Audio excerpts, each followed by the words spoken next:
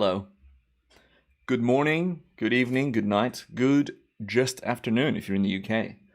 Welcome to another time warp stream. I was going to call it time lapse stream, but then I forgot I made really cool hats.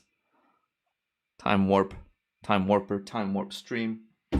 How good. I just want to do a shout out to Fur Little Peach. I got some really cool merch today from another wonderful creator, and it is by far my favorite t-shirt. Even t-shirt I made myself. This is way better, obviously.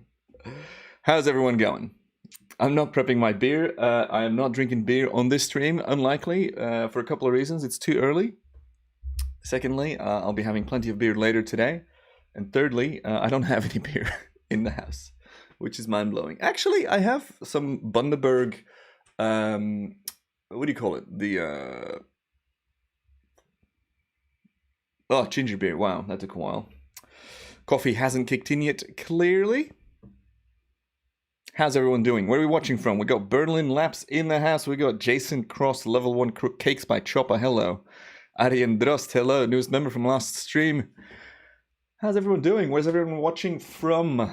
I know we've got Australia in the house, which is why I'm starting the stream so early today. Because, well, you know, I've got plans later as well, but it's so tricky with a global audience to do a stream that works for everyone. So usually we're about 3 to 4 p.m. London time. And this time we're streaming midday London time, which gives us, what, 10 p.m. Sydney, I think? Something like that. And 7 a.m. New York time. So I don't expect too many Americans or Canadians dropping by today. London, baby. G'day. Pete. Sam Millington. Hey, mate. How are you? Jasper, how are you, man? I need to email you about the editing and stuff. Everything's kind of been pushed back, but we'll get there eventually. So, plan for today's stream, because I'm waffling on already. I've got, as per usual, a couple of things lined up. I've shot some cool time-lapse footage this week. I've also shot some not cool time-lapse footage this week. I've got a new microphone arm, which is too... it's great, but I need to tweak it a bit, because it goes up by itself. The microphone I'm using for it isn't what it was designed for. This is the NT-USB Mini, which is so tiny, and the arm has too much tension on it, so I got to figure that out. But shout out to Rode for sending this to me. Very happy with that. The other one was so janky, and it actually made noise while I would, type and stuff. The springs in it would reverberate and add noise to the mic, so that's annoying. G'day, Nashel. Are you the winner from the LR time-lapse? Glenn, I presume. Or you have a similar surname. So yeah, new mic arm. That's fun. Got some other setups. Keep changing the setup. I did a live stream with Joe Allen yesterday, and I had some tech issues there, but that's all been resolved. I've got a 24-hour time-lapse that we'll be reviewing, shot on the GoPro. I've got some plant time-lapses that we'll be reviewing. We're reviewing some members' content, so members get... YouTube channel members and patrons can submit content every week that we'll review on the stream. You can become a member by clicking the join button. Starts at $1 a month, which is fantastic. We're doing a Q&A, and we're doing a surprise giveaway as well. I'm giving away some software on this stream, and I only just came up with how we're going to do that. Might be a bad idea, might be a good idea. We'll talk about that later. Wait, did you just change your name, Glenn? Wait, there's two Nashels in the chat? I'm so confused. Doesn't matter. And yeah, a little Q&A session as well, because we had some questions about how to time-lapse in the chat already before we started. So, yeah, quite a lot. I won't be streaming too long today. I'm going to try and aim for under 2 hours, or maybe 2 hours. Okay, Brendan. But yeah, lots of stuff to do. I've also got some new hardware, but I don't know where I put it. So if you're part of the last couple streams, you know that I've been working on a monitor that is new. This is a 4K screen, HDR, about 600 quid. It's an LG... I forget the model name, they're all super complex, but I was sent a screen calibrator. So now I finally have color accuracy on both my laptop screen and on my monitor, which is pretty fun. It's very exciting, so I can finally properly develop my Lightroom presets. Okay, so there's just two Nashels in the chat. That's great. G'day, Canberra. Reviewing Chopper's mirror shot. I don't know if I still have that. Chopper shot a little time-lapse from the car, I think. A couple of nice clouds. Oh, how good. Jordan just watched the Joe Allen live stream. So yeah, welcome to my stream. Glad you joined in. So let's see what we're going to start with. Got some Moonrise footage. The moon rose a couple days ago. Can you imagine that? Apparently it rises every day. It was near full. I planned on joining some friends, but I couldn't. Also, physical update. I'm such a wreck. I hurt my back yesterday, so I'm so motivated to, like, you know, the pool's open again, so I'm swimming again. And I've been doing some mobility exercises and yoga and stretches and core strength things. And then yesterday, I went for a quick swim before Joe's stream. And then I pulled my back really badly while changing. I think I ducked down too fast. And it's a different injury from my normal injury. So there's all sorts of fun things happening. So I've got an acupuncture session booked for next week, which I'm excited about. But besides that, I'm pretty much in constant agony and pain, which is not fun. So yeah, trying to not think about that too much, but thought I'd give you an update because a lot of you ask me about how my back's going all the time. So that's nice. I mean, it's not nice, but it's nice for you to ask. Appreciate it. Let's see, where are we starting? What footage am I starting with? I want to do a stream soon where I just organize all the footage because I've got terabytes spread out over so many drives. But let's begin here. Whoops, why is that chat on? That's odd. Chat off. There we go. Yeah, as you can see, so we're in, you know, if you're new here, this is Lightroom Classic. This is what I use to organize time-lapse footage. Where am I? Why am I not on screen? Bloody. I was supposed, okay, hold on. Let me check real quick. Hello.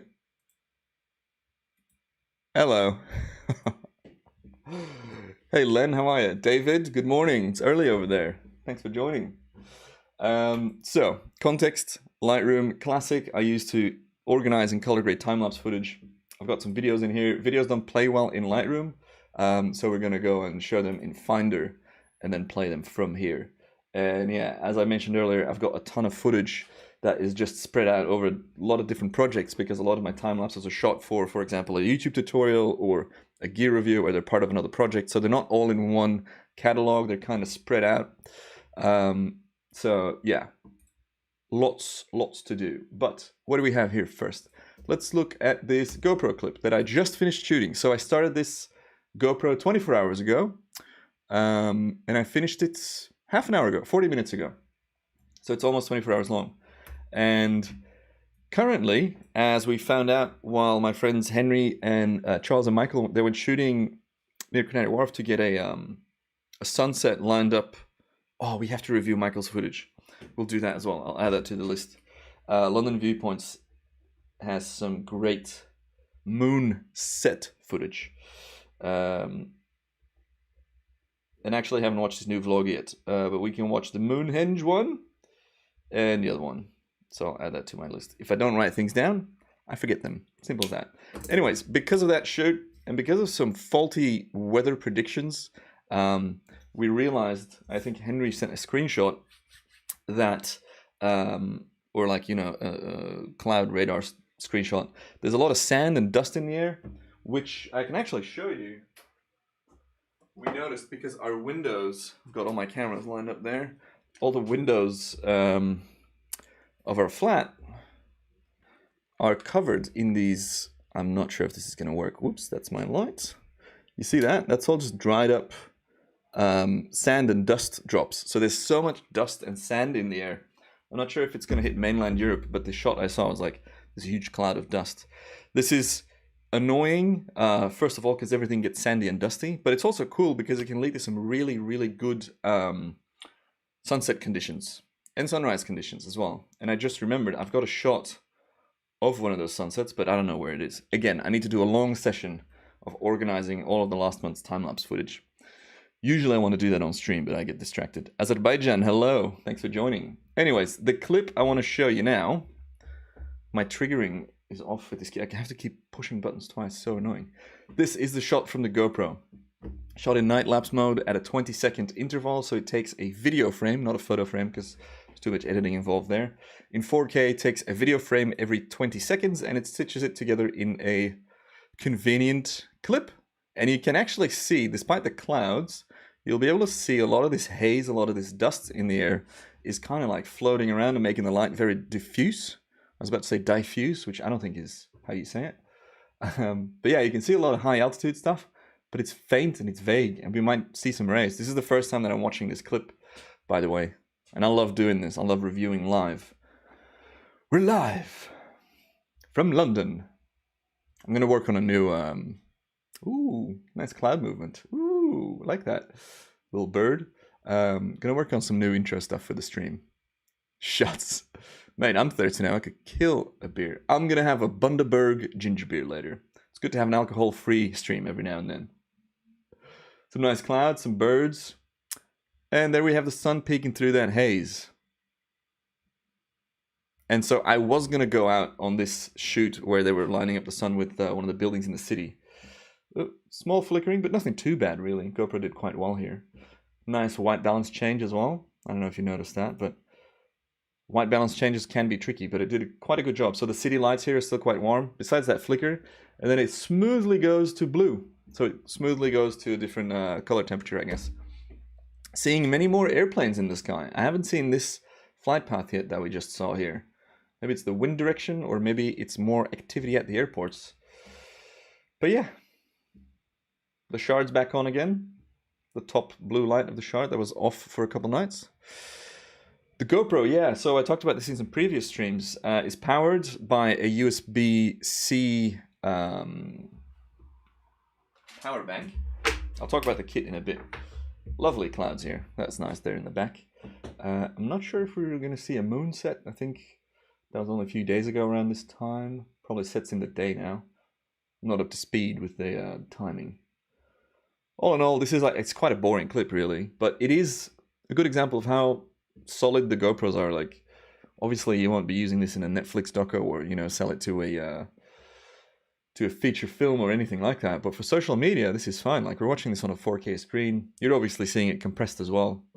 And I do need to tweak my settings. Ooh, white balance change. Interesting. And a bit of pumping of the exposure here. Lights go off. Apparently they're triggered by light meters or light sensors, I guess. I've been shooting a lot of sunrises, but most of them have been quite crap, which has been disappointing. But yeah, just nice cloud movement, I guess. Nothing impressive. We could do some correction here on how these buildings are, you know, they're kind of leaning into each other. That's quite an easy fix. I do that in Final Cut a lot, actually, by using the distort effect, where you can just kind of drag the corners of the footage and then it warps everything else. The thing there is you lose a bit of resolution where you're dragging stuff. But yeah, look, I mean, interesting how the GoPro seemed to move at the end there. It's probably when I took it off the last frame, maybe is impacted by that. Yeah, look, I wish we saw more color, but it's another good thing. I might be able to use this footage for a future video. I want to make some more tutorials. I haven't made a proper video for the channel in a couple of weeks, but I want to make a video about the best GoPro shooting settings. Because if I analyze like what gets a lot of views, it's not the expensive kit, it's the basic stuff. It's like how to shoot on a phone, how to use iMovie for time-lapse, which you shouldn't because it's crap. But GoPros do well. So this is how I shoot with the GoPro. This is the magnetic clamp. I've added these little Peak Design clasps to it, so that strips into the safety, what do you call it, strap, I guess, on the balcony. It's a GoPro Hero 9, and I found this cheap side door by Ulanzi. I'll try and show you. Like a beauty YouTuber. It's kind of, you know, it's a very simple product. But I found them online for a lot of money and then also for cheap. I think I bought this one for 10 or 15 quid. But GoPro recently announced, or actually they didn't announce them, GoPro makes them now as well. And the GoPro model is actually better, I think. Oops. GoPro battery door, because it's got an extra latch to it for your cable. So this is the brand that I had. Actually, this is probably, oh, that's for the GoPro 8. Are you seeing this? Where's my screen monitor? Okay, there we go. Yeah, so like this is kind of what I have for the 9, but then here we go. GoPro's made one where you can actually attach the cable. So this is a smart design because the cable can still, you know, nudge stuff around. But 20 quid for a bit of plastic, I assume. But then again, it's weather resistant, whereas this one I have is definitely not made to be used in the weather. Like I've had it sit in some crazy rain, that I'm more than happy to show again, even though we showed it last time. So I try to show, I try to time-lapse up until before I start streaming, and this was the previous clip. Nope, not that one. Is it this one? When we had some hectic rain come in. Yeah. And so this battery almost got kind of sucked because the connection with the plug in here isn't weather sealed. And when you get a rain storm like this one that we were frothing all about last time, you see that front coming in here from the right. That's a lot of rain that's about to hit us. Look at the this wall of rain just coming through, hiding those buildings behind the mountain, and then that's when it was blowing sideways and upwards. From just those couple of seconds, I was going to say like maybe 10-20 seconds of hectic rain, the entire interior of this got soaked, which is not good. So hopefully that GoPro door does a better job. Anyways, that's something for a future video that I want to talk about. And then how I actually power it is this.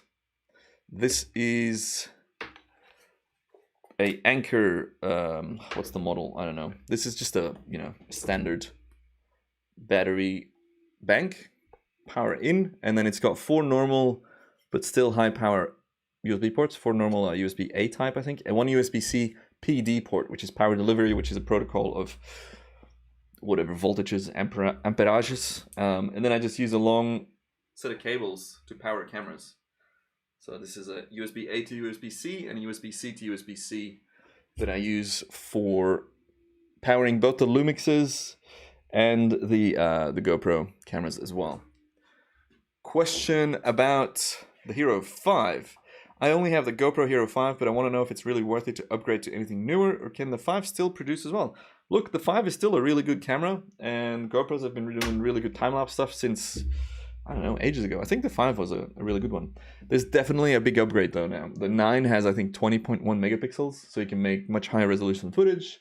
The low light performance would be better. Maybe the built-in algorithms for time-lapse are better. If you're doing hyperlapses, there's better stabilization options, etc. So it is worth the upgrade. From the 8 to the 9, even, I would say as well, because of the jump in resolution. I think they've gone from 12 megapixels to 20 megapixels. Am I shooting more on my GoPro Max? No, I really should. I wanted to get a long pole to shoot a cool 360 time-lapse from our balcony, and that's still on the plan, but I just keep getting distracted with things. And Perv made an intervalometer for smartphones recently and can finally shoot time-lapses in RAW. I'd love to hear more about that. That sounds pretty interesting. Anywho's, on to some more clips. So yeah, we had a full moon rise and set as well, and I just shot a bunch of moon footage. And now I'm trying to figure out where I put that. That is in a different project, or is it? Or is it? No, it's in here. I got it. Hey, Joe Allen's in the chat. Claps in the chat for Joe. Joe and I streamed yesterday on his channel. Now, if you think my setup is nice and looks good and I've got all the switchers, Joe's streaming setup is something else. Very cool. Also a little bit creepy almost when you're talking to Joe. He has a teleprompter in front of his camera that has the stream on it. So he's looking at the stream, he's looking at you, but he's looking through that, he's looking into the lens. So it's kind of weird how that is different from what you're used to when someone's talking to you on like a Zoom call. They're looking at the screen, so you're looking slightly off camera as like this. But when you're streaming with Joe, he's looking straight at you, which is nice.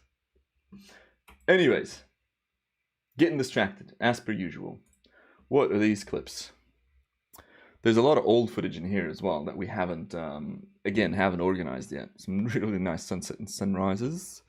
But the clips I wanted to talk about are these bad boys, and we'll just organize them by date. Flip. 25th of Feb. That's not right, is it? Oh, this is an old set of clips. That's a boring sunrise. I think we talked about this one already. Like, how boring? Blue sky, yay. No. Blue sky, no. Boring blue sky. Yeah, we stabilized that one last time. I mean, not last time, but another time. This is, I think, a full moon set. So this is one of the clips I wanted to talk about. After the full moon rise, you get a full moon set. And this was shot on, I believe, the Lumix S5 with the, I want to say 2040-105 lens on auto mode, in aperture, auto ISO, exposure leveling on.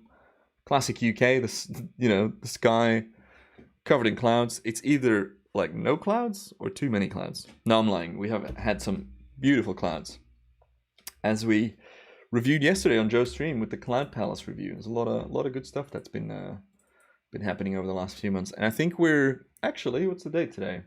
We're close to the 6-month anniversary of us living in the Cloud Palace, which is lovely. This is a clip I shot thinking it might be a very nice sunset because I could see these rays here. Kind of, you know, these vague rays shooting out. I was like, oh, this might get really nice. Also depends on how thick this atmosphere is, how thick the sky is there. And sorry, my back's really sore. But sadly, it didn't really turn out. Still interesting movement and like a couple of rays shooting through there. But then it just kind of fizzled. We call this a fizz, or I call it a fizz. Fizzle lapse. Nothing crazy here. But the reason I'm keeping it, I've started deleting footage, which is very rare for me. Just running out of hard drive space, really. Or like I refuse to buy more things, more hard drives, just because I want to keep shitty time-lapse footage. The reason I want to keep this is because I think I can make it look a lot better with my upcoming time-lapse presets. More about that soon. I've been talking about them for months now, and I've been tweaking them for months as well. But as I mentioned, now that I've got my screen calibrator and my screen calibrated, I can finally finalize them. And then I have a new digital product. So I think I can make this look much better with the presets. And I'm also going to be making some LUTs from those presets. Here we go, full moonrise. So this is the second time-lapse clip. I've got 2 time-lapses that I shot. And once again, I tried to shoot on an extender to get a longer focal length, but it's just not good enough optically. So if you're thinking of buying like a cheap ×2 extender, don't cheap out because it's pretty worthless. I've shot twice now, 2 moonrises, thought I'd be able to get it. And I was like, I nailed the focus on this one. You can't see it on the screen, but when you blow it up, it's really not good enough. Anyways, this was shot on the 24-105 lens on the S1, I believe, with a pretty flat picture profile. As you can see, it actually looks quite nice. And these are all the renders done in camera. So you shoot the sequence, and then afterwards you get the option to render it in camera, which is lovely. And yeah, I shot the start of that as well, but then I decided to extend my interval. So this is the second bit of 2 time-lapse clips, where the first one, the moon rose right here, went behind this bit, and then goes up like that. And yeah, I mean, no clouds, but an interesting glow in the sky. This isn't the full moon, by the way, I just remembered, because you can see that kind of like, it's not full. So it's not a full moon, is it? I wonder what's going on with this building here, because it's just this set of lights, these floors that are on 24/7, which, you know, I'm like worried that, oh no, I leave the bathroom light on. Whoops. You know, power efficient LED lights, whereas these guys have entire freaking floors on for 24 hours a day. It's wild. Where's that other moonrise footage? Let me find that real quick. Upload 11. Moonrise wide. Oh yeah, so this is graded with my presets. Gives it a bit of a, you know, different feel. And once again, I've explained this. Hey, Kane, how are you, mate? Did you get my messages on Instagram? I've been spamming it with crypto shit. Because of the new 4K monitor, I can't scroll through the sequences anymore, which is why we're reviewing these low-res clips. But here we go. This is where the moon rose initially. Right behind that building. Loading. And so I've got a very tight shot as well, about this tight with the longer lenses. And you can see a cat. This here, let me zoom in more. I think this is like an elevated cat box or something. This little silhouette is a cat that's just like sitting by the window, because you can see its tail in the time lapse. Maybe in this clip as well, we can see it move. Vegas in the house. Anyways, when are the presets out? Probably within the month. I'm not entirely sure. I love how, like, I've said this before. I've literally never creeped on other people, despite having, you know, stupid long lenses. And the first time that I'm creeping on another flat, it's because I noticed a cat sitting on a windowsill or something like that. Pretty fun. Let's see what else we got. Yeah, this is like, it was kind of hazy in the skies. Like maybe we can get some cool halos of this moonshot. I do believe this is the full moon. This is that flat in front of us. God, this computer's getting destroyed. by showing all these RAWs. You can see this haze in the sky.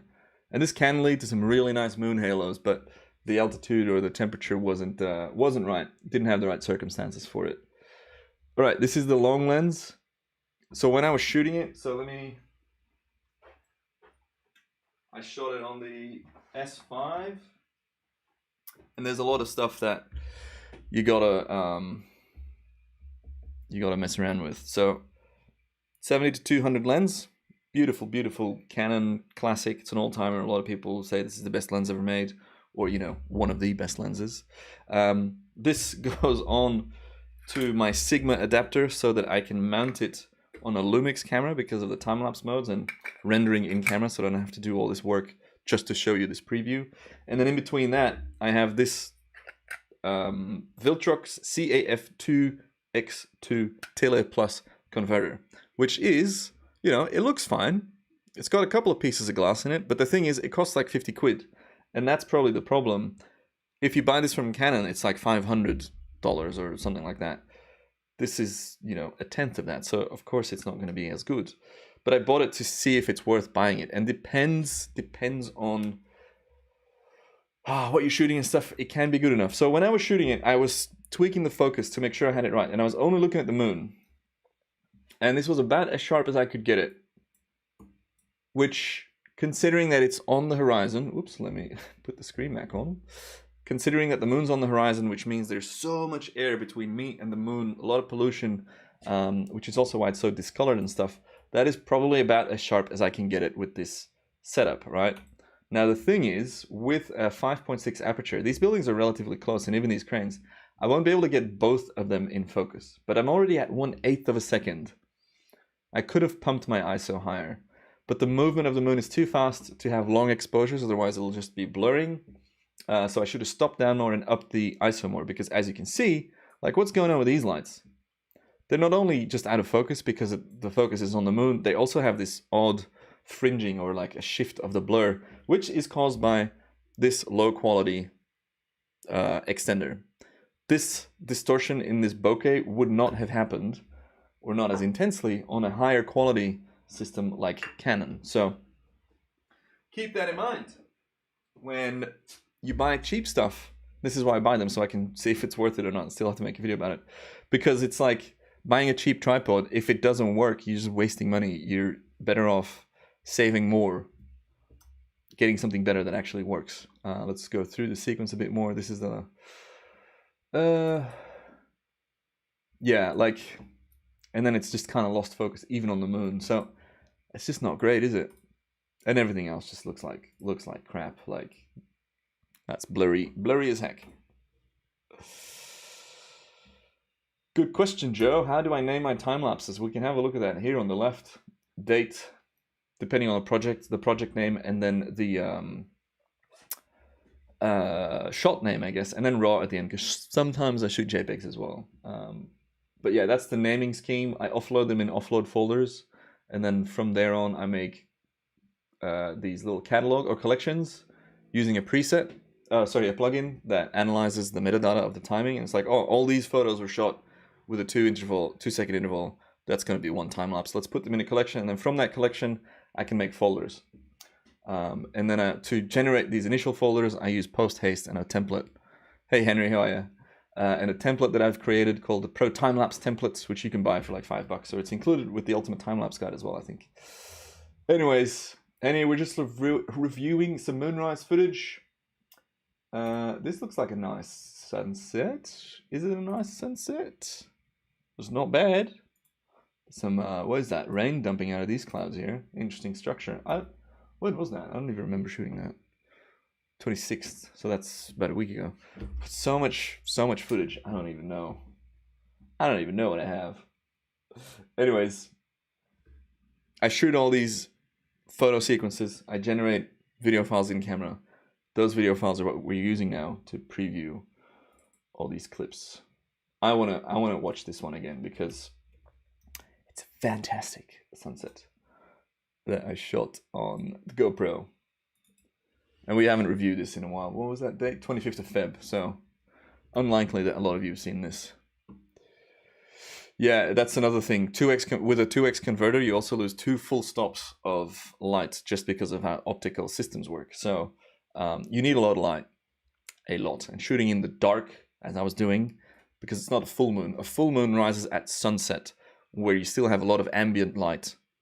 Something a lot of I keep seeing this, and obviously, you know, it's fine because I didn't know this up until a few years ago. But the full moon always rises at sunset. But you see a lot on stories. People are like, "Oh my God, what are the odds of a beautiful sunset and then the full moon rising? Like, whoa, incredible coincidence!" And I'm like, "Is it though?" Full moon rises at sunset, and the other way around as well, obviously. But yeah, you can't blame people. I didn't know that until someone told me. Look at that. Ooh. I probably posted 100,000 stories on my Instagram then. Let's just let it play. Perfect conditions here. Different cloud layers, mid to high cloud, a gap at the horizon. Look at that glow on the side of the city. Some lower clouds, some shadows from those lower clouds peeking through. And then we get that afterburn, the glow. Look at these streaks of light. That's like a paintbrush. How bloody good. Oh, I'm not even showing it because I forgot to push the button. Let's go again. This happens every stream. Multiple times. Despite me having the controller right here and color-coded buttons like, put it on the screen. That's fine. And now the delay chat comes in and I'm like, oh. There's probably like a 20 or 30 second delay on chat and what I'm doing, which is quite annoying if you're trying to engage, but that's all good. So yeah, this is what I was talking about. Just look at that. Look at those conditions. And I had like, I don't know, 3 or 4 cameras set up then. Because I'm also shooting what's behind us, obviously, because the light shoots behind the city as well, hitting Canary Wharf. You can see something through the reflection of my glasses.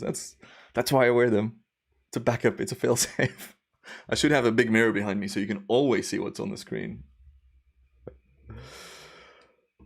Any plan to visit India after COVID? I'd love to visit India again, but there's no plans. There's no international travel plans at the moment because, yeah, everything's slowed down. I only just got my first contract for a piece of content that's coming soon with Adobe. That's my first commercial content piece in...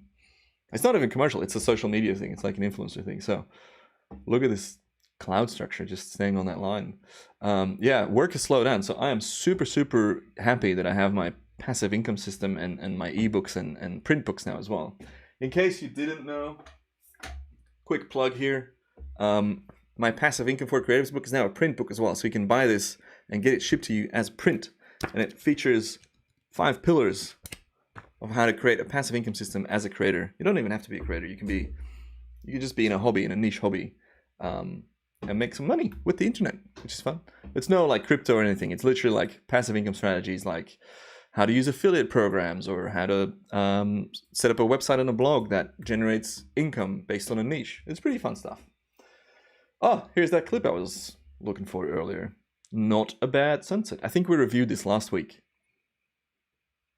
Hello, hello. It's not the new... Can't see it?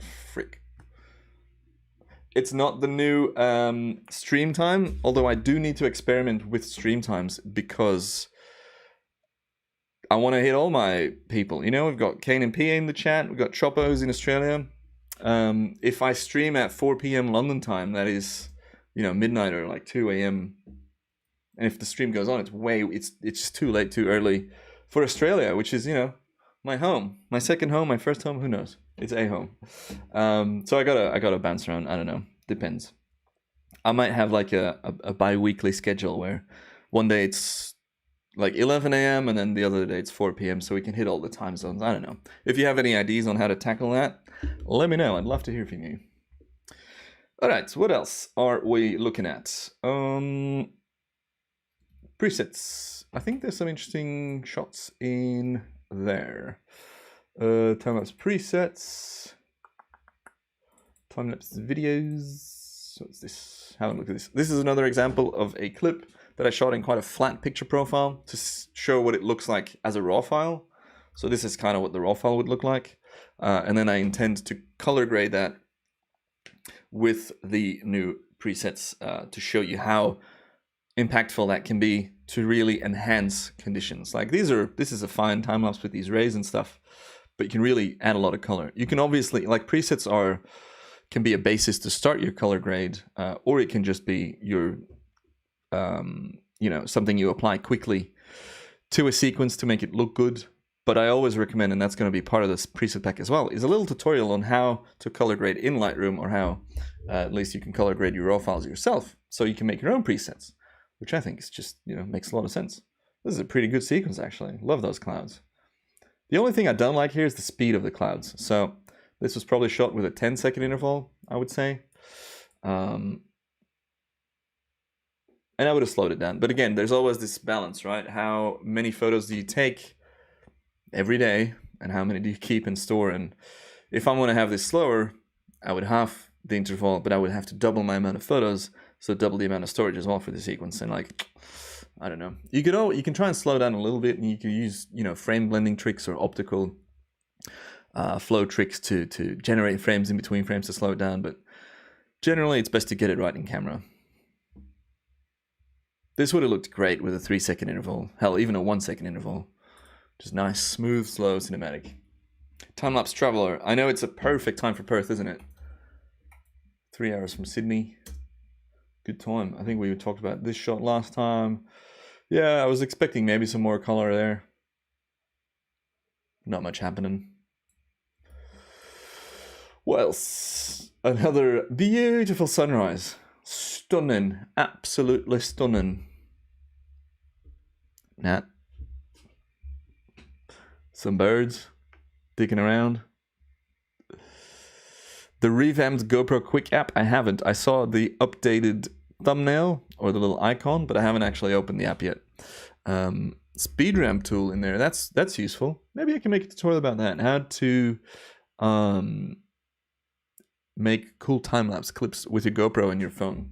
Because a lot of people just don't have a decent enough computer to edit, high-res stuff, which I get, because computers are too expensive. Especially if you want to get a Mac. Freaking Apple.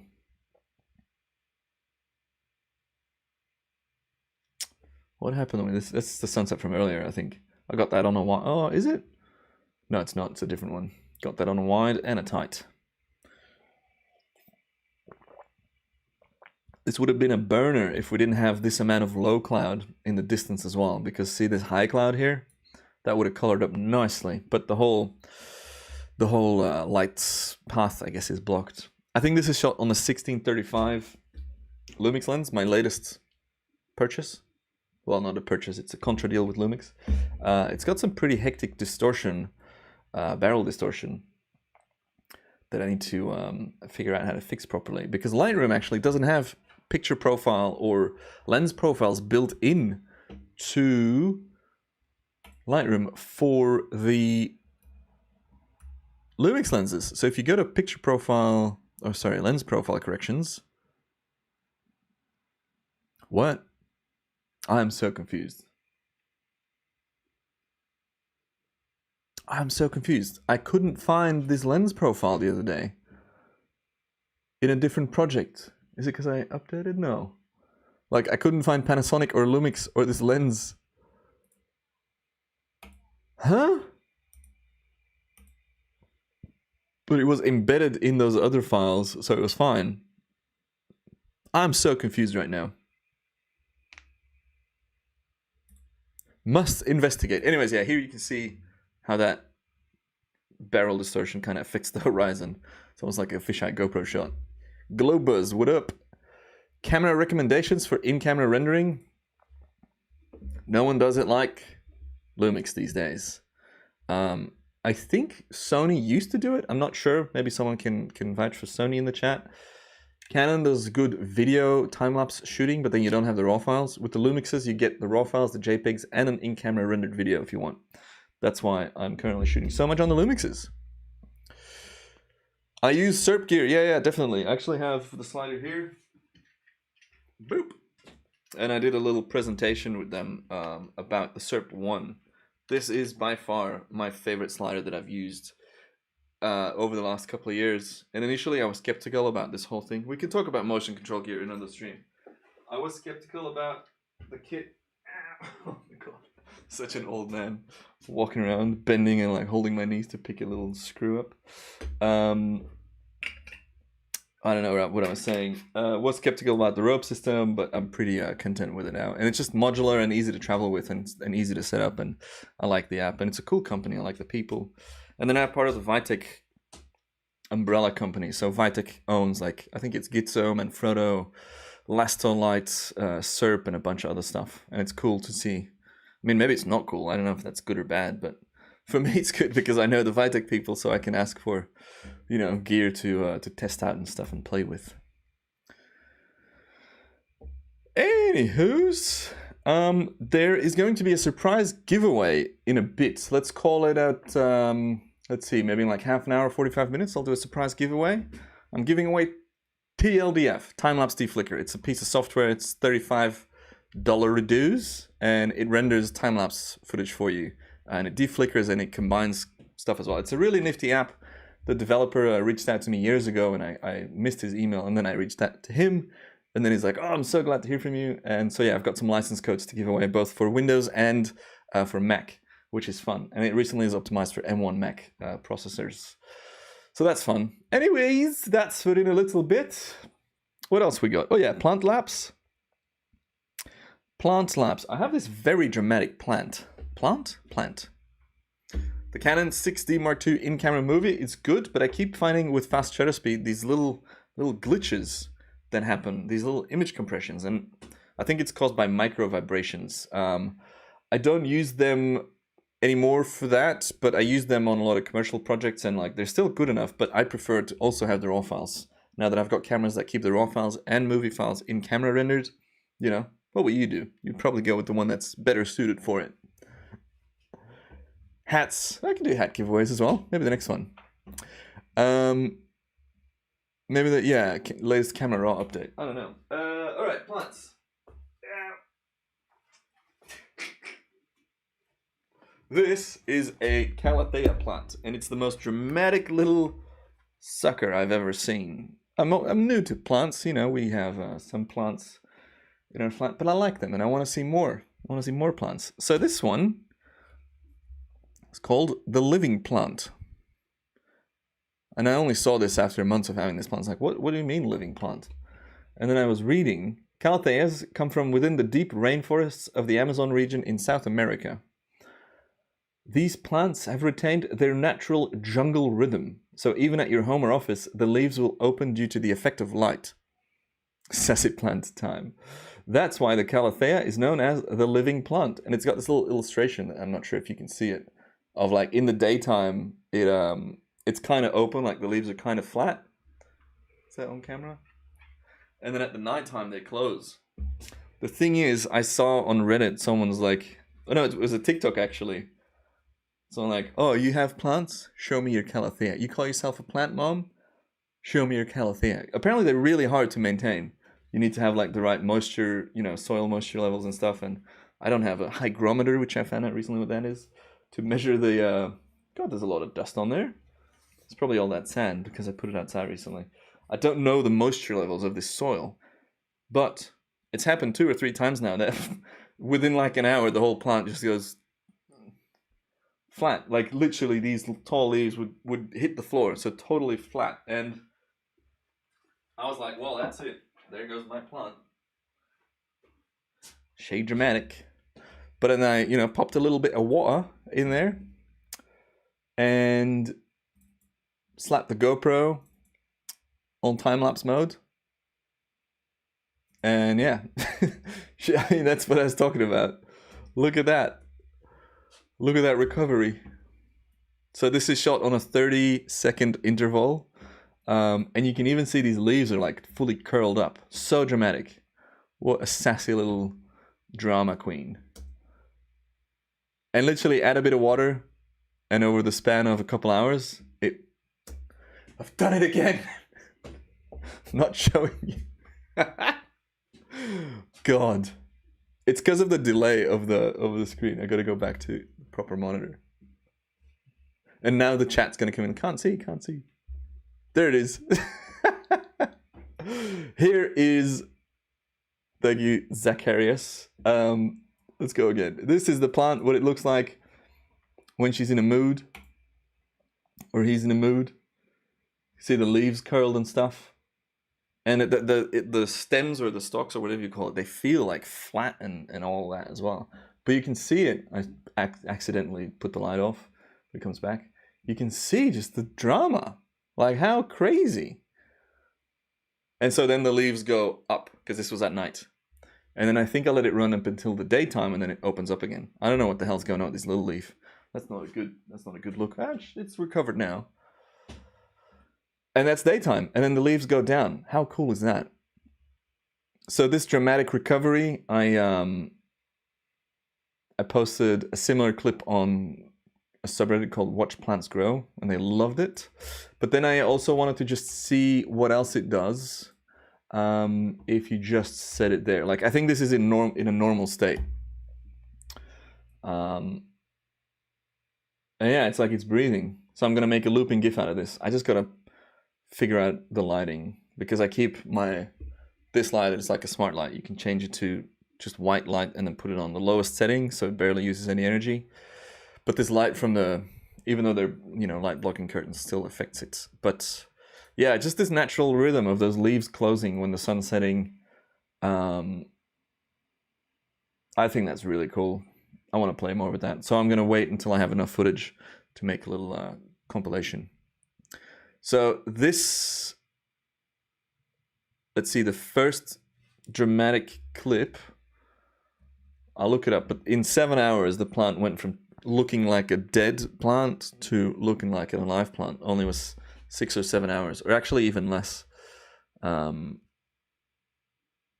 cool is that? I'd love to, set a shot. I can commit a camera to that for like a whole week.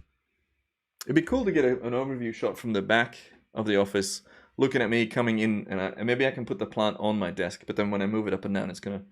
So maybe I can put it to the side, and you just have like a snapshot of a whole week in my life in my office, and this plant just going up and down and up and down. I think that would be really cool. See ya, Joe. Thanks for tuning in.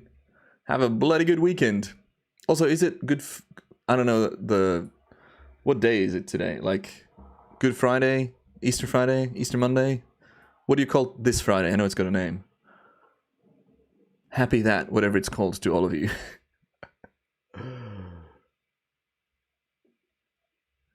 So cool. So yeah, that's an up-and-coming project. Ooh, another up-and-coming project is the solar can, which I'm gonna... Where are we now? 2nd of April. In a couple of weeks, I think in 2 weeks, I'll take it out and we'll have that 6-month-long exposure. Or I think it's going to be 5 months or something like that. This was another recovery.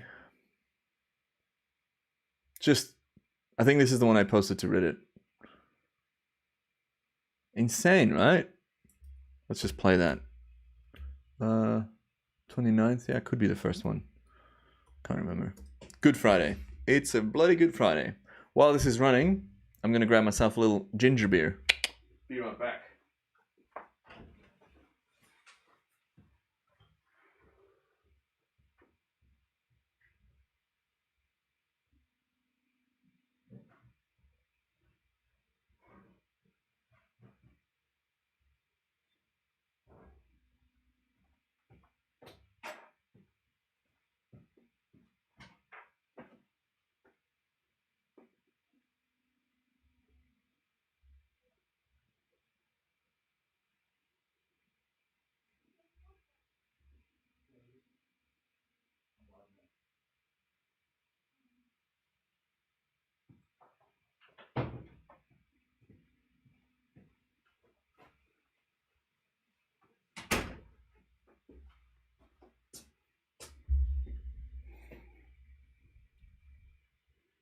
So this is Bundaberg ginger beer, which is Australian, family owned.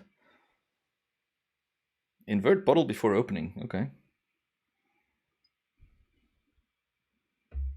I visited Bundaberg a couple years ago on a road trip with some buddies, and I time-lapsed because it's known for the what do you call that region?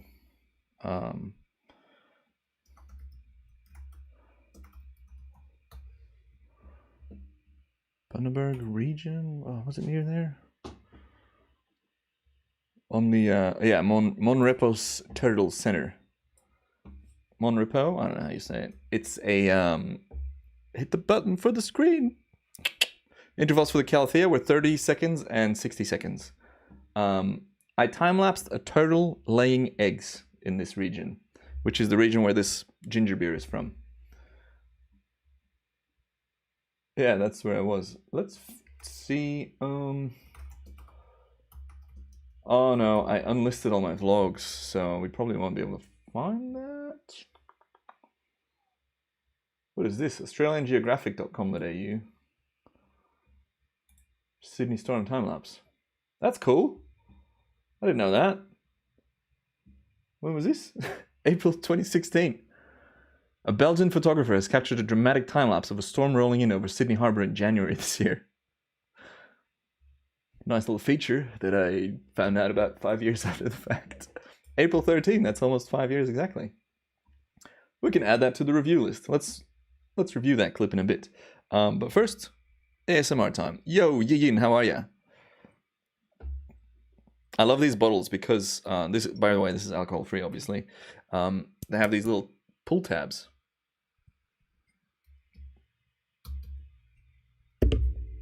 Oh, look at my sweaty pit. Oh no. I just dumped like about a teaspoon of, or a tablespoon of ginger beer on my mouse mat. That's gross. I gotta go grab a tissue, hold on.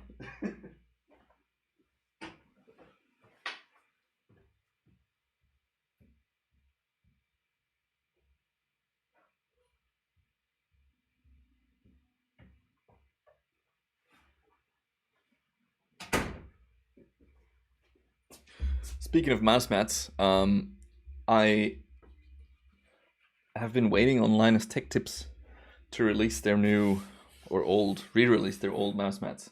Because I've got one that's probably like 90 centimeters by 30, something like that. I want to get a bigger one, and they have some really cool design ones.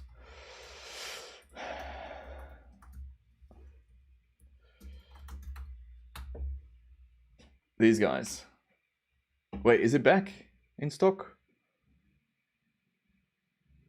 I want to get a big one like that. Yeah, no, sold out still.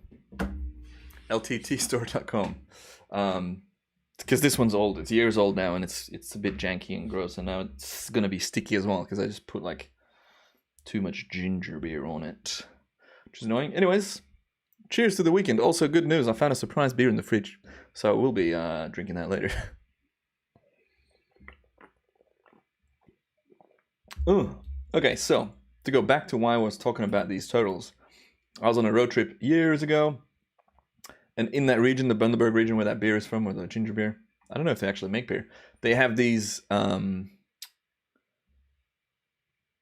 have this thing. Where can I go back to the turtles?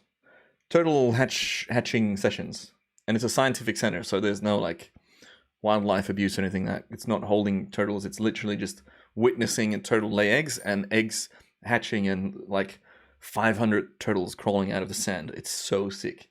And we had to wait for hours to see these turtles come out. Very, very cool.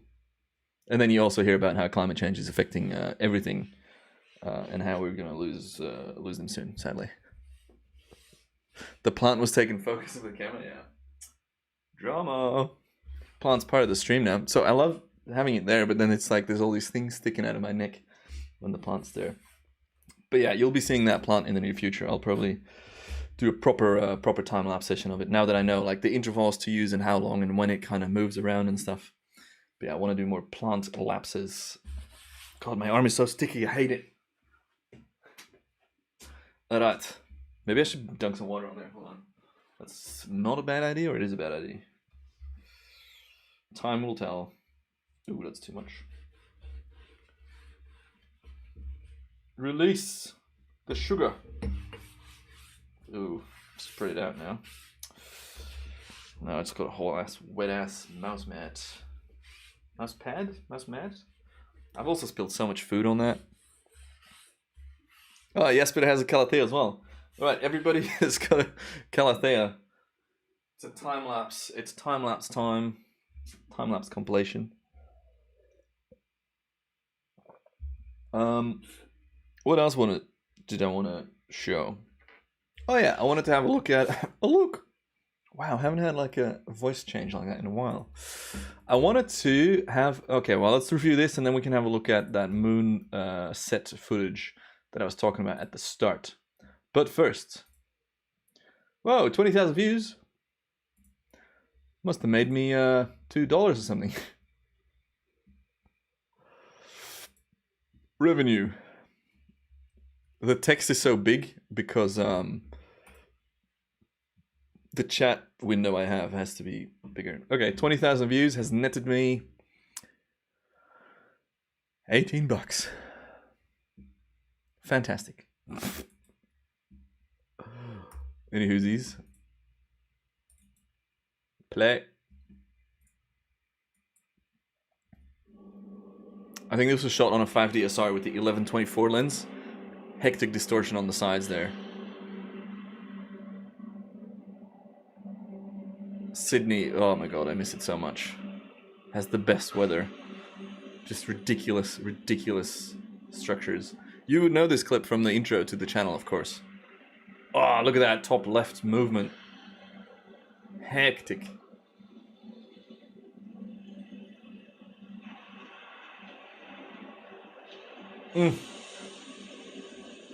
It's normal to get turned on by this, right? Look at that little seaplane. Look at the top left, little seaplane comes in. It's like, nope.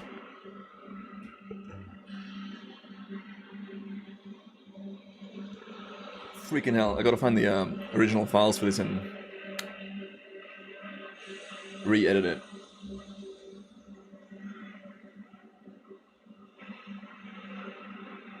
Old ass boat.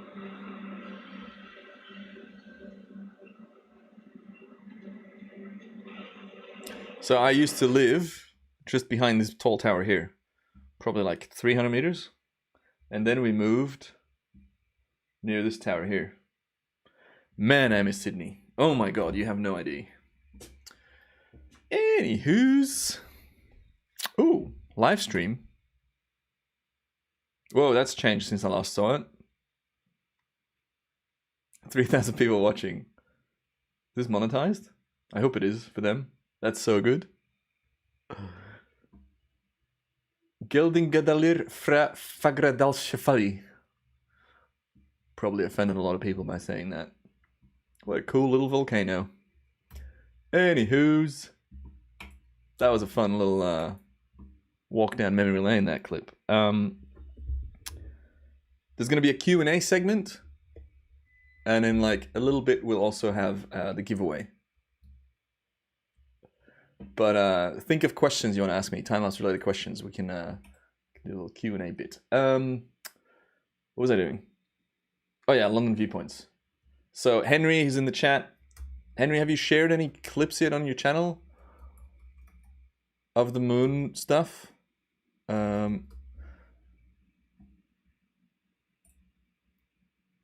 They shot this clip.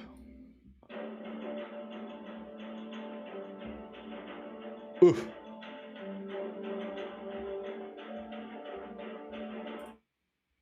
The time where I get to show you the time lapses. So here. Why can't I control my audio? That's so odd.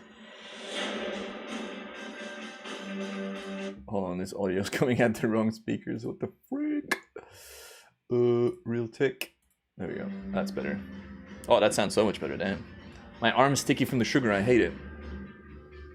So this is at London Viewpoints on Instagram.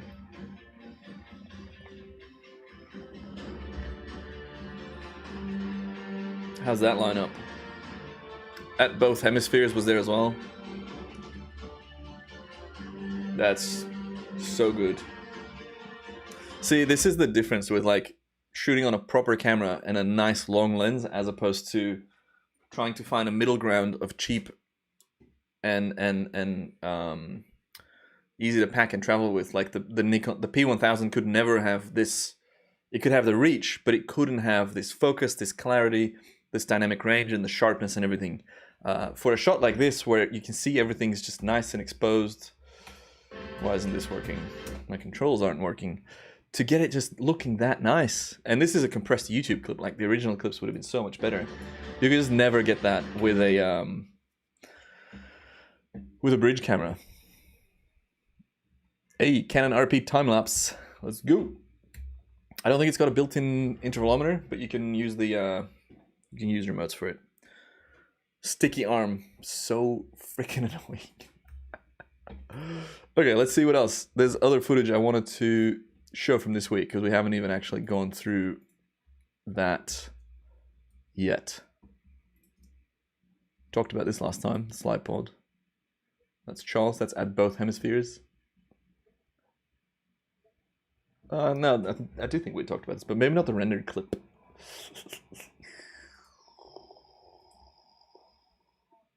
Where is it? I actually haven't watched Dustin Farrell's latest clip, but I did feature it in my newsletter.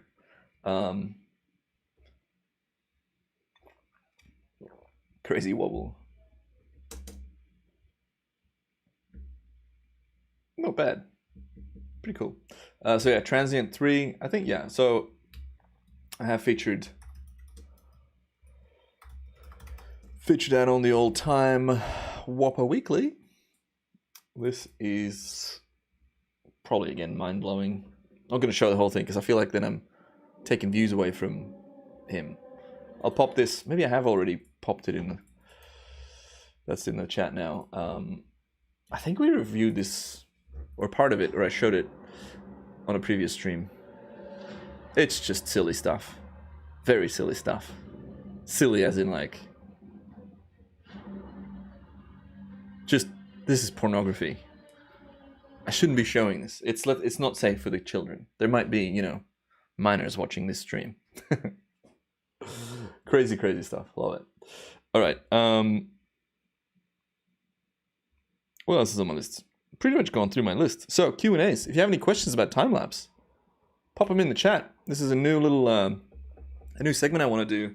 If you have any pressing questions, any urgent things you wanna know, let me know. And if I don't know it, there's other people in the chat that are very knowledgeable about time-lapse that maybe can able to help out. It's good that I'm not on the actual beers, because I have no food in me. And so I would be getting pretty silly. And while the questions come in, let me figure out how I'm going to do this giveaway for the TLDF software. Oh, I guess I can demo that as well. Let me just stretch my back for a sec.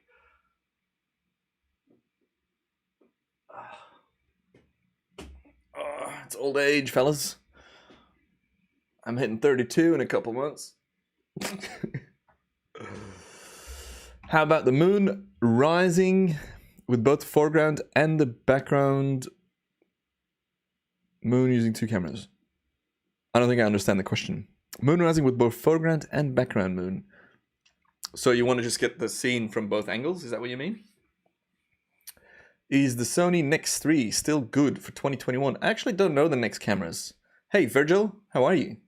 Sony Nex 3, I don't know. Let's have a quick look.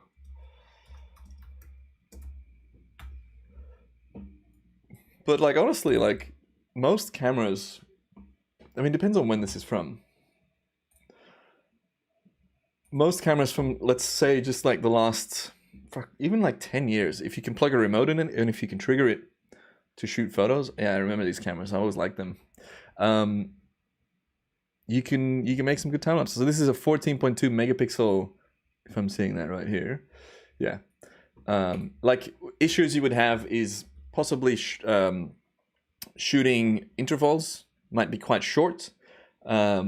You need to be able to trigger your photos consistently. So I hope it's got an input for a remote. Your low light's going to be pretty crappy. But hey, it's a 18 to 55 lens equivalent. I assume that is on a, what's the sensor size? APS So is that like APS-C? Is this Sony's APS-C stuff? Probably good enough. You know, I can make some really cool time lapses on my phone, which only has 12 megapixels, or used to have. My GoPros were 12 megapixels up until the Hero 9, and we've all shot some great time lapses on that. So yeah, there's no reason why you shouldn't be able to do this. All the new kit that's come out, it's only made it better for like niche things. Like it's better in low light. You can shoot more photos in a shorter time span. You can put larger memory cards in there. Your battery life's better. This and that. The benefit of these older style cameras is just like the FZ82 that I have. Accessories for it now. Well, first of all, the cameras are cheap, right? Second of all, the FZ82, which I freaking love. Look at that.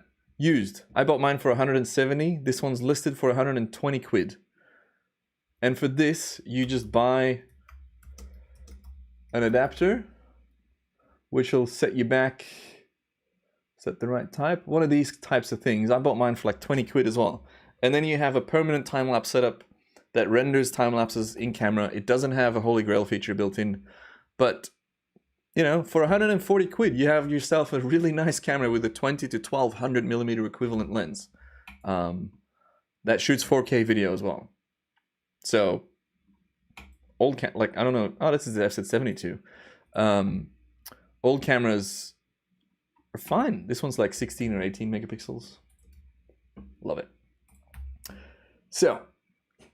Selection process of music for a time lapse. Oh, I hate choosing music, but there's a couple of different things I do.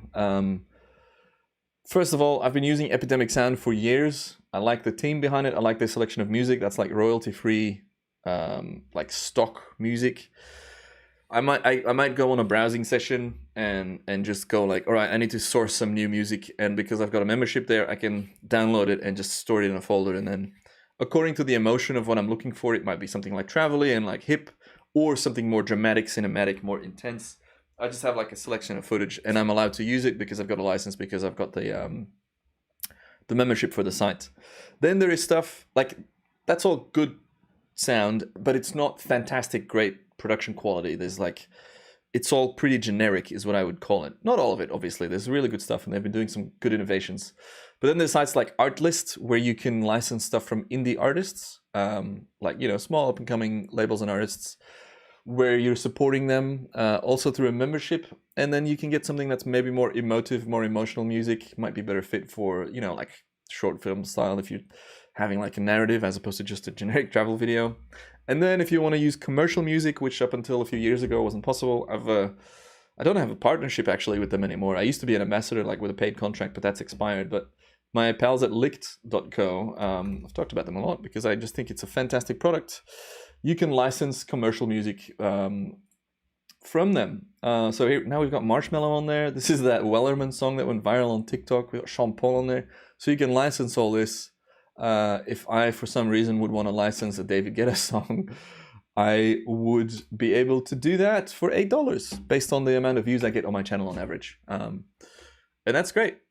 That's really good. This is what we need as creators. The creator industry needs to get on board with this, because there's otherwise no way to license commercial music for your uploads. How do I clean up Astro clips for noise and hot pixels? I indeed use Neat Video. It's one of the chapters in my ebook. Neat Video is a plugin that exists for a bunch of programs, Premiere and After Effects and Final Cut. It looks at your clips, you set a reference frame, it analyzes what is a star, what is noise, creates a noise profile, and then based on that profile, it removes noise from the clip. I'm not a pro at it. I'm actually quite a noob with this plugin, but even my noob approach of using the plugin wizard. Oh, did I just do it again? Like not show the screen? Fucking hell. Sometimes I do that when I'm a couple of beers in. I'm like, Matt, you have to stop drinking beer on the stream. You're making mistakes. But I'm stone cold sober now, and I'm still making those mistakes. So it's not the beers. So yeah, Neat Video just works really well. Easy to set up and good. Hello, Adel Guy 67. All right, let's see what other questions. Stabilizing in DaVinci. I'm not yet well versed enough in DaVinci. I know the basics. I do intend to have a full-on series about DaVinci soon, but you know, life happens and stuff gets pushed back. But yeah, DaVinci content is coming soon. There is a small chapter about how to edit, create time-lapse footage with DaVinci Resolve in my time-lapse ebook. And I recently was gifted the full license for DaVinci Resolve Studio 17 by the Blackmagic team. So that was gifted to me because I, make tutorials and stuff. So I'll be, once things calm down and return to normal, I can start making some content about that. Lynn is running a half marathon next weekend and want to use the GoPro to do a time lapse. That's awesome. What GoPro do you have? If it's an 8 or a 9, the hypersmooth algorithm will be good. I recommend the 30x shooting interval or setting. I think that's the highest one, if I'm not mistaken. Let's just check the Hero 9. So yeah, get on the time warp mode with 30x interval. Let's see here. Speed, I mean. Yeah, 30x is the top. So 5 minutes of recording creates about 10 seconds of time warp video. So use that to multiply how long your clip's going to be. And it's going to be awesome if you've got a chest mount, because it'll look for the frames that match up with the previous frame to have a really smooth and steady clip. And someone who I admire very much, because he influenced my early filming and editing days, and then last year hired me to create content for the GoPro 9 launch, which was freaking awesome, is Abe Kislevitz. If you want to get some really good insights, he actually works for GoPro, insights into how to shoot and how to, use time warp modes and stuff. Abe Kislevitz is the absolute boss. Like, he creates these insider guides, and because he works for GoPro, he's got the knowledge of everything. Hyper smooth. He look at this comparison rig, and he's like, this is how it worked before, this is how it works now, frame rates, resolutions. So this is what we're going to be looking at. Hero 7 Hyper Smooth. So if you're looking for how to shoot stuff like that, he's your guy. And here are comparisons. Handheld with purposeful shaking. It's honestly pretty magic what they've managed to accomplish with those stabilization algorithms. So do some research, use him as a guideline, and you'll be able to get a very smooth marathon. And good luck, by the way. Half marathon. Good luck on the halfie. Very good. Happy Friday, Jesse Kaufman, Flemish Friday. How do I find perfect white balance on GoPro? I know you like to take raw photos, but most of the time I shoot time-lapse videos. That is probably the next coming video is specifically about that. I honestly set it to auto white balance mode most of the time, because it does do a relatively good job. It's not perfect, but we're not chasing perfection when shooting on a GoPro. I guess we're chasing convenience. So again, in case you joined late, this is a good example of clip shot on a GoPro with auto white balance. And the daytime white balance turns into nighttime white balance. It also depends on your interval. So I've noticed with a faster interval, the transition is smoother, I think, and there's also less flickering. Or maybe it's the opposite. I need to write my script still and do the research, but you'll see that looking at the city, it's not visible, I just realized. Looking at the city here, it's warm, like yellowy, warm, and then it starts to change. There's an exposure flicker, another exposure flicker, and here it starts to change to cool. So the transition of that white balance was all right. It's more the exposure pumping, which you can kind of fix. Yeah, it's fixable. Ideally, you get it right in camera, as I always say. But yeah, the white balance is fine. Just set it to auto white balance, and also set your ISO max to like 100, so it doesn't go all noisy. Oh, my chat just glitched. Adelga, you came out to Uluru while I was working there. Now I come out to the Kimberleys where I'm working now. Oh my god, I would love to go to the Kimberleys. Are you kidding me? Oh, I want to go back to Australia so bad. Just the nature and the people and the everything, the landscapes. Where were you working at, Uluru? Were you in one of the resorts or? Hey Venkatesh, how are you? Happy Friday. Good afternoon, Brenton Media. How are you? Oh, it's so nice to see all these familiar faces and names. One thing we haven't had yet today is a new member. We haven't been able to clap in the chat for new members. So if anyone's thinking of joining the channel, costs $1 a month. You get a badge next to your name, and you get cool emojis and stuff, and you just support me. Look at that! Look at that cool clappy thing I just posted. Okay, Zacharias. I'm mixing up my languages. Philly bro, turning 32 in September. I'm in October, so we're close. RP 24105 f4, great lens. If I go with the converter X2, I don't know if you can actually use an X2 converter on that lens. Do some research on that, because it might not be possible. It does work on the 7200. All right, Len, you got the Hero 9, so that's good. And yeah, Jordan's on that as well. Check if it works with the teleconverter. Insta360 also has really good smooth hyperlapse stabilization. And there we have it. All right, that was all the questions. Question time. It's about time for a giveaway, I reckon. Giveaway. Or maybe I'll only do the giveaway if we reach 80 members, or is that extortionate? We're at 78 members now. We need 2 people to join the channel. Ah, Adel, you were in the video, right? Yeah. And I made a vlog when I was in Uluru, and Adel was working there. You were carrying a large painting, and in the back of my vlog, I got the comments in that vlog. Oh, can we look it up? Was it the motorbike vlog? That'd be so funny. I gotta go to my videos. Let's find it. There's some cool clips in there as well. Some cool time-lapse clips. Search for my videos. Either base walk or sunset on the motorbikes. Let's try the motorbikes one. I'll just skim through it and I'll pop it on screen if it's there.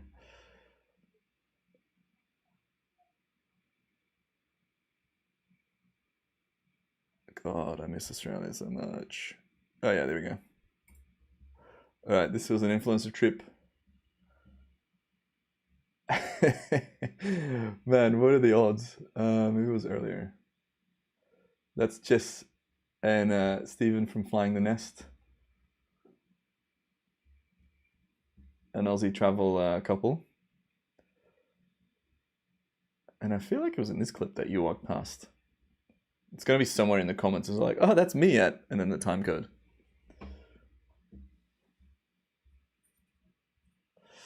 When it's possible, I'd love to do a meetup, but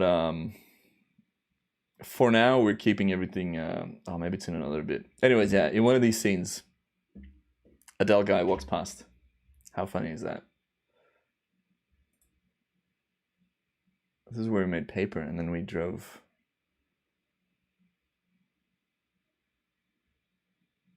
That's when I was still vlogging. Let's have a look at that. Australian sunrise. Sunrise is in a different direction there because you're on the other side of the planet. Cinematics, shot on the 1DX. Gun of a camera, so good. Vermont, g'day. Look at that beauty. Doo-doo-doo. So I mustn't have been... Wait. Another sunrise. Look at that.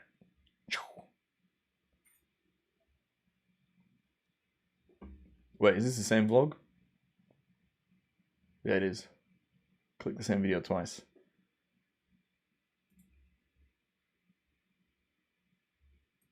That's Mel Finley. Yeah, I missed it too. Anyways. One quick check. I feel like it might be in this one.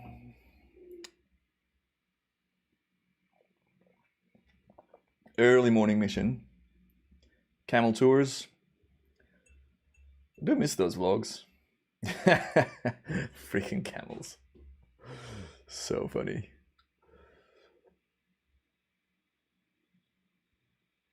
Media guidance on the bikes. Mel on my back.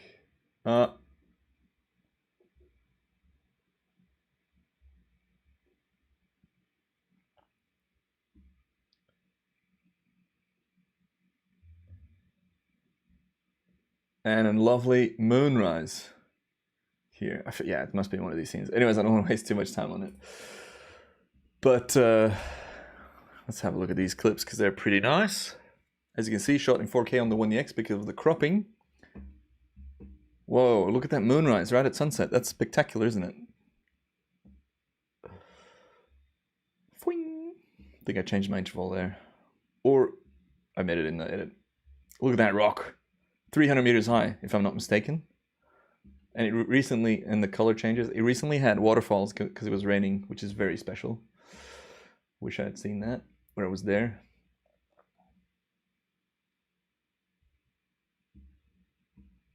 Australia, fantastic. God, I was daily vlogging then. Never again. Stupid.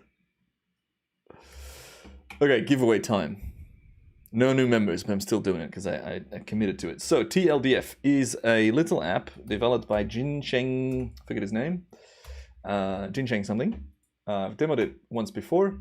In short, how does it work? You freaking drag and drop. Do I have any JPEG sequences? Yeah, drag and drop a shot in there. I know I know where I've got a JPEG sequence that I can use. Bloop.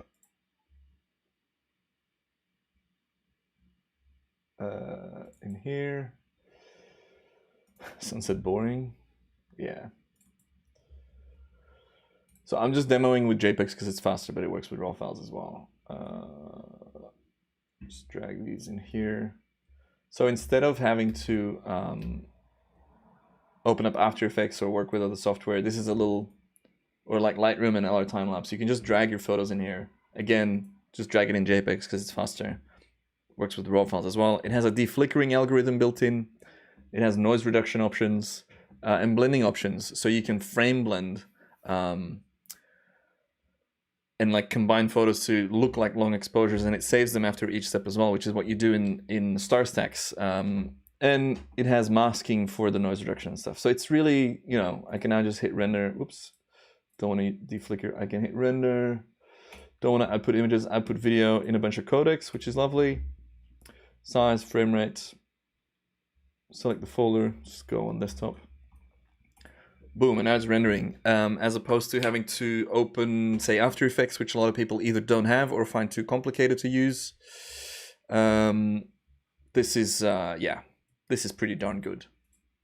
I've used it a bunch just for quick and dirty little clip generating moments. Hello, Charlie. How are you? I'm good.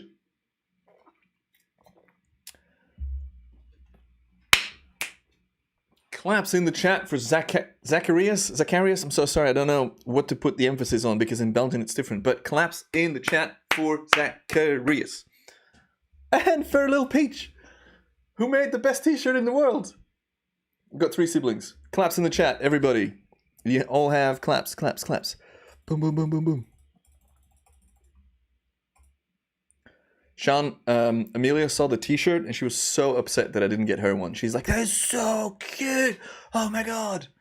Actually.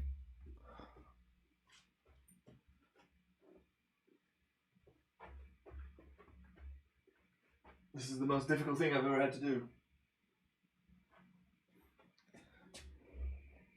Just the best t-shirt. Absolutely love it.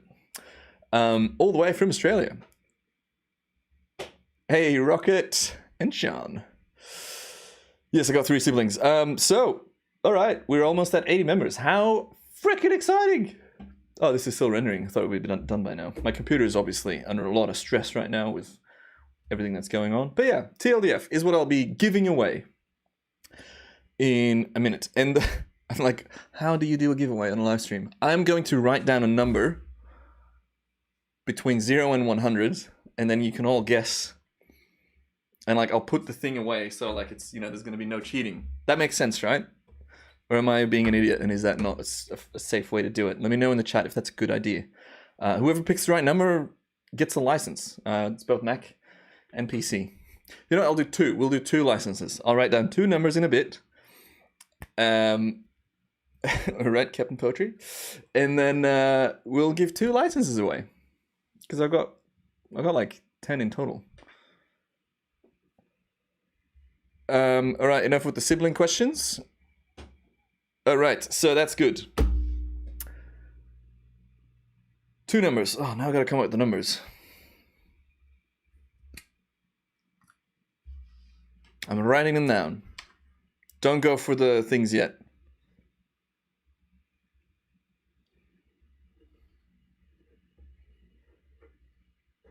Okay, they're written down. I'm putting this paper here. Just peeking again, so I go. First 2 people to get the right numbers win a license. Should probably put like a time limit on it or something. Thanks, Burton Media. Once it's called, I'll...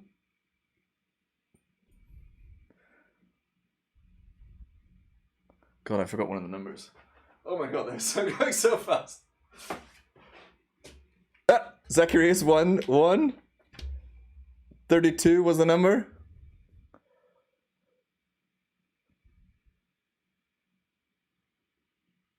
So 1 number left. Between 0 and 100. You're all going for like... Ooh. I just realized this is great for chat engagement. Might get an algorithm boost from this.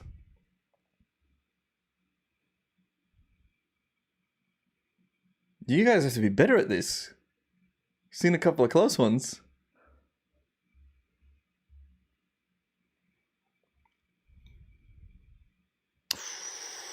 Getting close. This is so funny. Yep, Martin Kimla, 91. So, for proof, focus, 32 and 91. Just run down the name.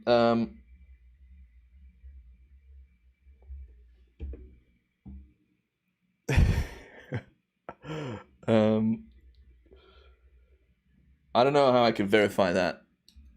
I mean, I guess I could just scroll up, but I don't want to do that. I'm fairly sure I didn't miss any numbers. So GG's. GG's, everyone. Claps in the chat. You both get a license to TLDF. Oh, and as we did that, this renders that. It gives you a little timing update as well. 3 minutes and 22 seconds to render quite a few images in full res. 220. That's all right. Works better on the M1 chips apparently.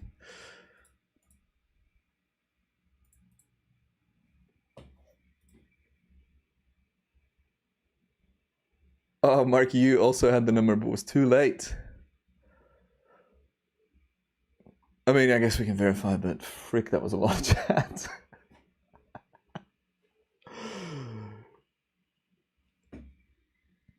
Okay, DM me on Instagram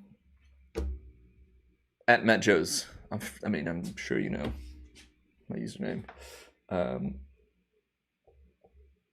And click the join button to get your badge. Woohoo! Congrats to the 2 winners. You both get a copy of TLDF.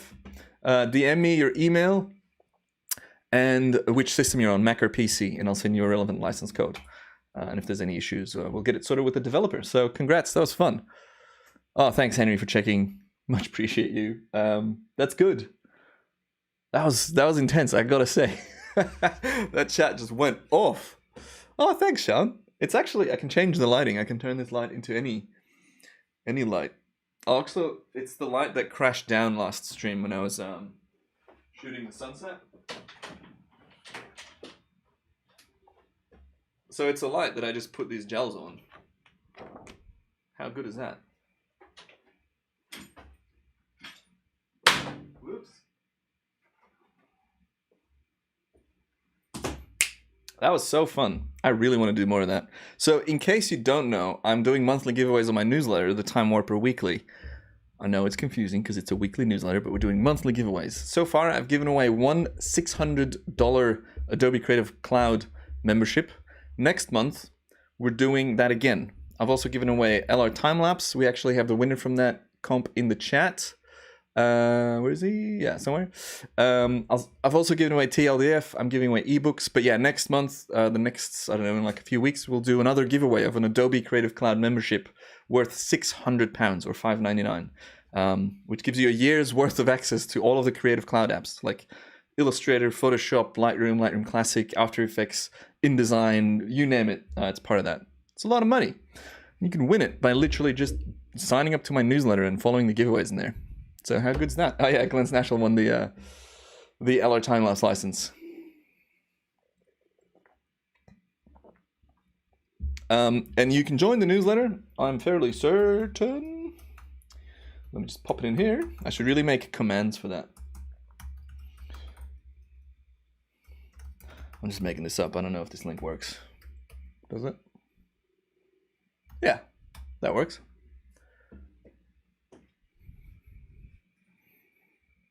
Anyone else having problems with the new LR Timelapse version? Lightroom's not properly reading the metadata after deflickering. It happens with updates. I mean, these software is getting so complicated, and I'd hate to be a developer. I'd love to develop stuff or like have someone develop stuff. I've got a lot of Lightroom plugin IDs, but oh my Gucci, that would just drive me up the wall every update. That you just got to go and fix things. And if you're selling expensive software like LR Timelapse, it's got to be a full-time job just to be on the support team. Anyways, click the join button, get your badge. I think we're one member short of 80 members. The goal is 100 members eventually. And we'll get there at one point, I'm sure. But that would be lovely. I don't know if I have much else to... Oh no, yeah, of course. We got the members review. But yeah, like this is... I'm pretty much running out of things to talk about. Besides cool time-lapse footage. So we've looked at an old clip of mine. We've looked at some old vlogs, trying to find a cameo in the backdrop from someone in the chat now, which is great.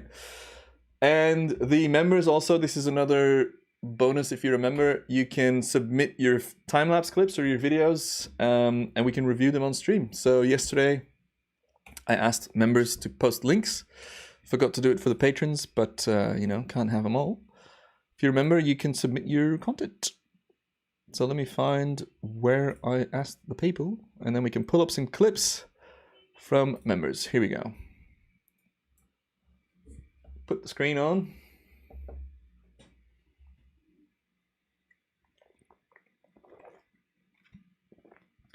Yeah, Gunther is an absolute gun for developing LR Timelapse. And it's come so long as well. It has some things that I would like to see different, but he's literally changed the industry. Yeah, let me know. Oh, well, Adel, you can't find the video because they're all unlisted, the vlogs, but the members will get access to all of my old vlogs as well. But yeah, you won't be able to find that unless you have the link. Miss Koozie. It's just because I wanted to I wanted to focus back on just time-lapse on my channel, because there were like 600 videos on there and 350 of them were vlogs, and they weren't specifically relevant to the time-lapse content. So members get access though. Soon they'll have a database they can go through. Okay, we have Arjen Drost, who became a member last week, if I'm not mistaken, or the week before. Close to my home because of lockdown. Well done. Time-lapse from the northern parts of the Netherlands. Whereabouts in the Netherlands? When I hear northern parts, I'm thinking Groningen.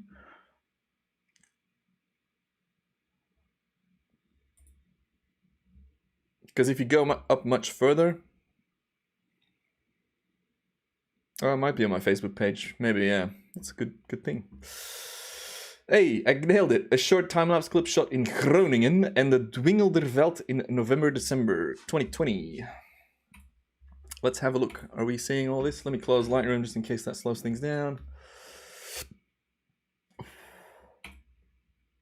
Full screen.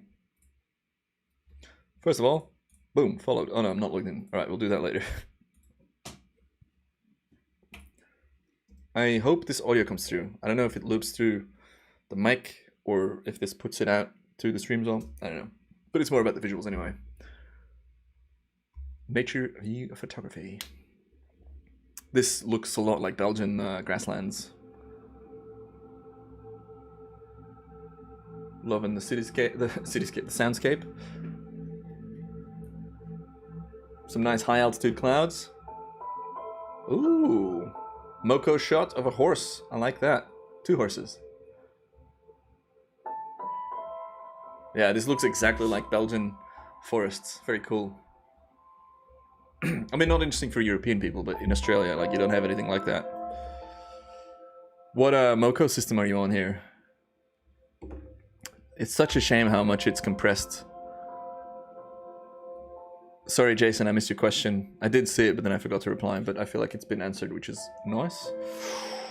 That gets me going, that kind of sky, because that has the potential to really blow up with color.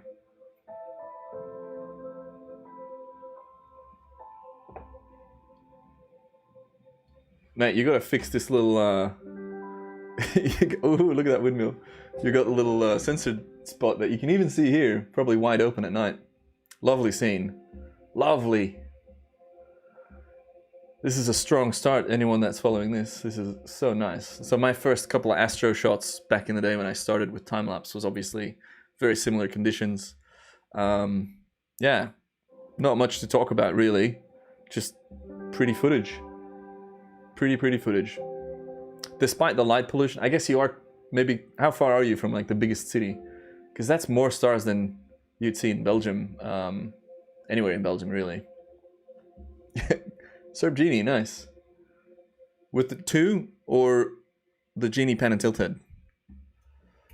Yeah, that windmill, like, I mean, it doesn't get much more touch than that, does it? That looks like a pristine windmill as well. It's always nice. I mean, again, the compression's tricky, but I always love just looking at, obviously there's, you know, airplanes and satellites. Every now and then you get a little meteor. Ooh, was that a little something on the top right there? Can you go frame by frame on Vimeo? No, bastards. Yeah. Cool, all right. Clapperonis in the chatteroni for Arian. Very nice. Paul McCarthy, who we haven't seen in the chat today. Mini too, nice. Time-lapse learning experience while shelter in New York City during COVID. Oh yeah, I think we... Yeah. Incredible view. I think we viewed this in a previous stream maybe. Like I'm over the moon with my view here in the cloud palace, but imagine that on your doorstep as a view as well. It's not bad.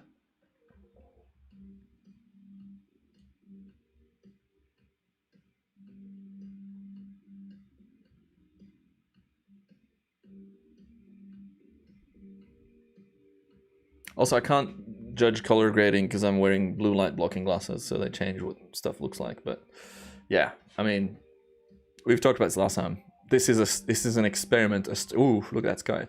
A start in time lapse for Paul, which is just freaking ridiculous because there's a lot of good stuff in there, and I just cannot get over this view.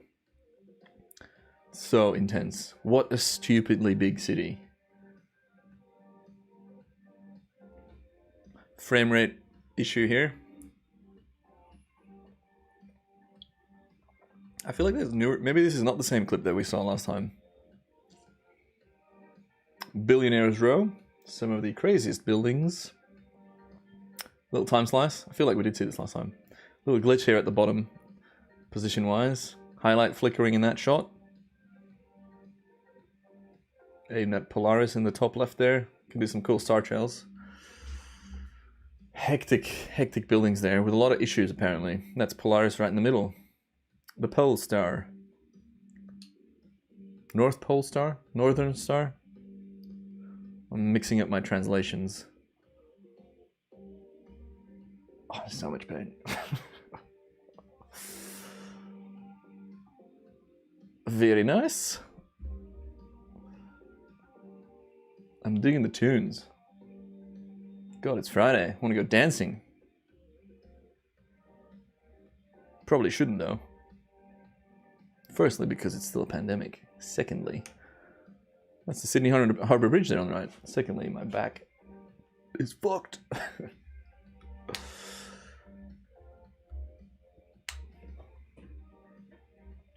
Nice. Just this end screen, mate, make it pop more. Put your name in the middle. Use a different font, because this is like the stock standard font for, you know, any video editor uses this. I don't know, is it Arial or one of those names? And yeah, where's your at? Where are you on Instagram, YouTube? You know, give us some links to follow. Well done, Paul. Boop. Saskatchewan, Vasia also became a member recently. Canon EOS R. I'm keen to watch this. Just upvoting that straight away. Boops. Anticipation. Canon EOS R time-lapse.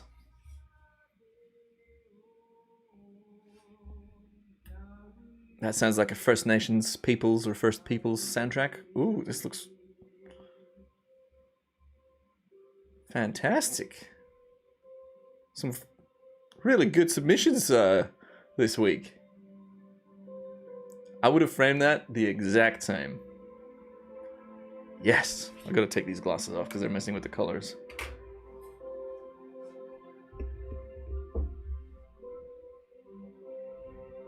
I would have straightened that pole just with a distortion effect. Great sky though. Maybe it's a bit over sharpened, but that's also maybe my display. Yes, the colors. I mean, look at that. Look at those layers of clouds. Oh, mammotus clouds. Nice sunburst, clean sensor, clean lens. Otherwise, we'd be picking up a lot of dust spots for sure. Wow. Fascia, well freaking done. I mean,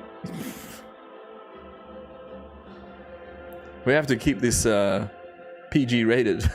Look at the sunset there. Oh, wow.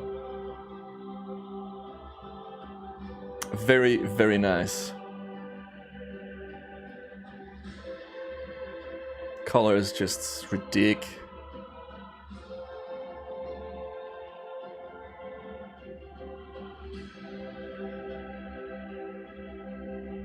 Anyone else miss traveling? Gorgeous. Canon should see this and share that. Look at those clouds. Claps in the chat. Absolutely beautiful. I want to have a quick look. Boom. I want to have a quick look at some clips here.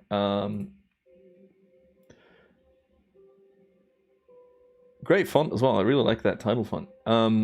Yeah, just lovely. I mean, make this, if you have it, make this 4 times as long.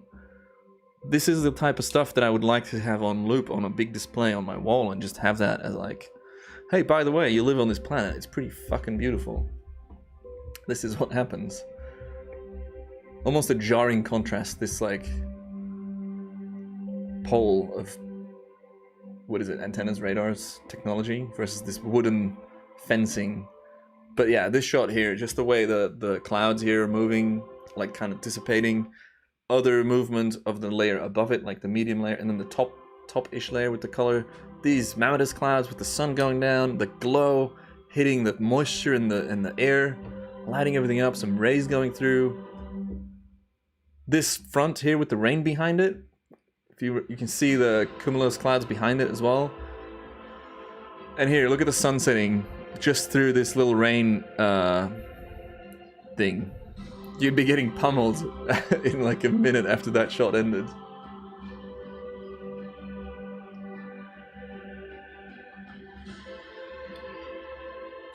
Intense soundtrack. It's the type of soundtrack that a lot of people use for like quite basic videos.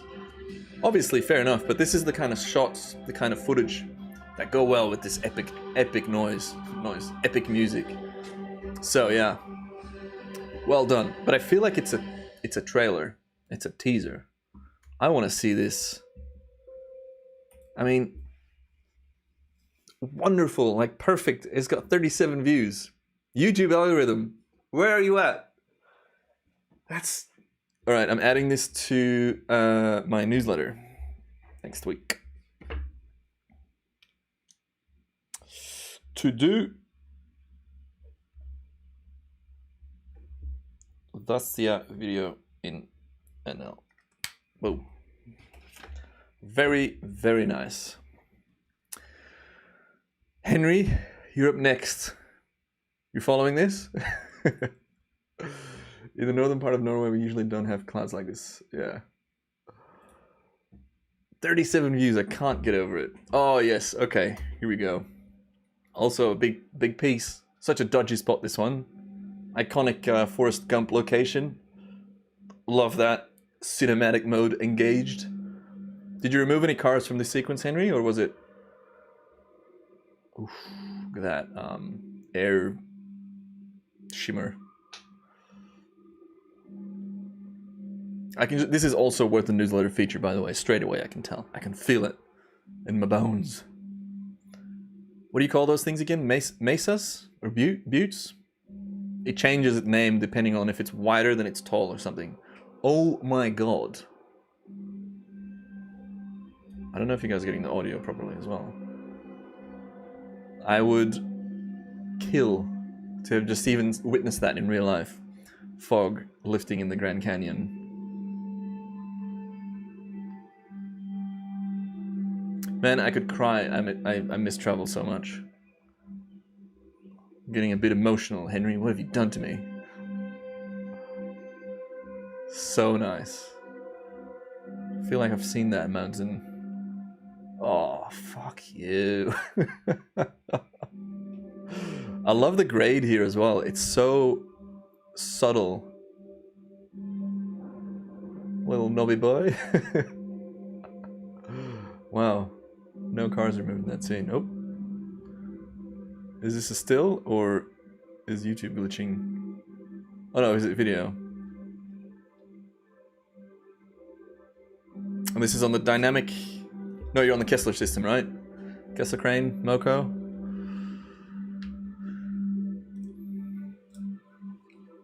Okay, so that would have been a video shot, the other one. Is this in the... Where is this?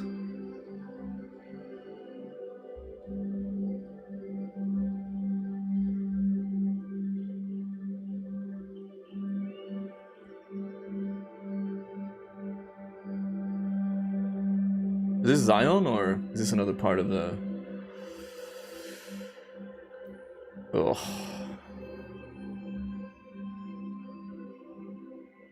Zion Valley, yeah. Shit. This is what I was talking about earlier, like, just let the shots run, just like, let it go. Because I can look at this all day long. I'm so glad I have a 4K good calibrated monitor now as well. Wouldn't have done it justice to watch that on the 2K monitor with a shit color balance. Or color calibration. What absolute bangers we've had this week. Member submissions. Well done, Henry. Claps in the chat.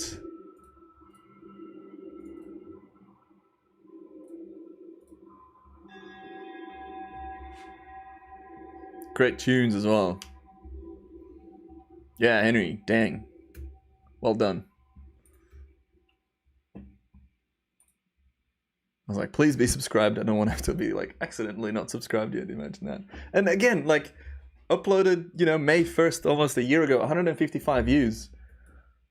How can we change this? How can we get more views to these masterpieces?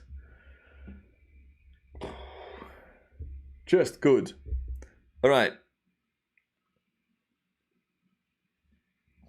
Not even good, just great. I'm gonna go grab the beer that I found hidden in the bottom drawer.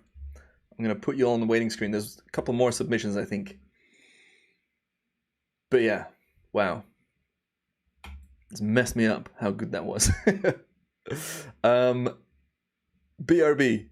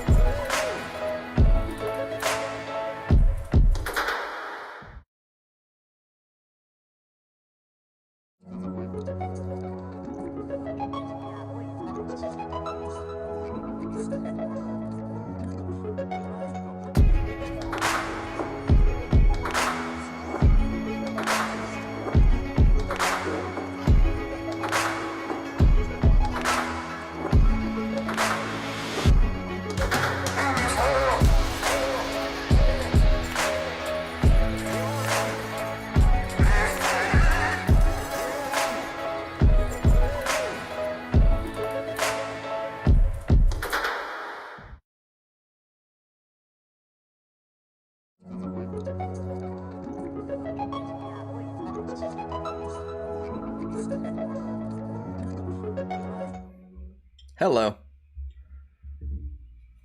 Yeah, for people that want to rewatch it, if you remember, you can find that post. Trigger warning for the booze.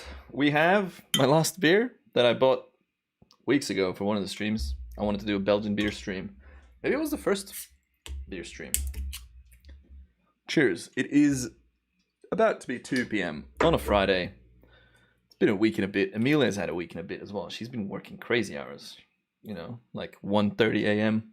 every day. Not sustainable, not good, not healthy, but it's got to be done. Cheers to the weekend, to Good Friday and Vlomsvrijdag, and some fantastic submissions. Up next, Wouter BMX.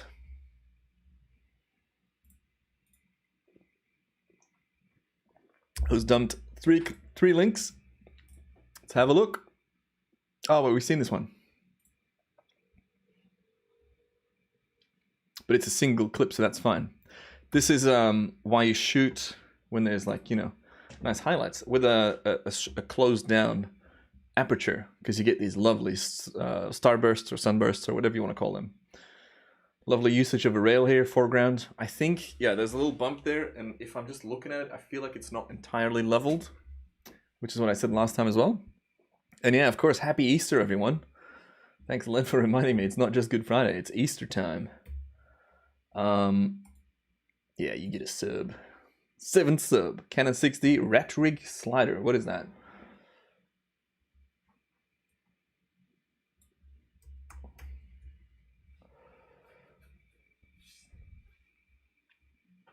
Oh, I've never seen this before.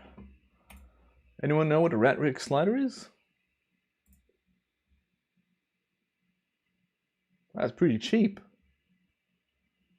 But it's not motorized. It's just a slider that you can then motorize. Stop it. Ah, you got it. That's fantastic. Drop the link in the chat, please, with the time code if you can. We'll review when we have that cameo. That's so funny. You got a Rat Rig slider. That's crazy. What's the story behind Rat Rig? Second clip, I feel like we've seen... Yeah, we also have seen this one. 4:48 second mark. Lovely clouds here. Horizon seems to be just off level, which you can easily check by like dragging it like that. Not a lot, but yeah, I've talked about this before. I've got like a sixth sense for off level horizons.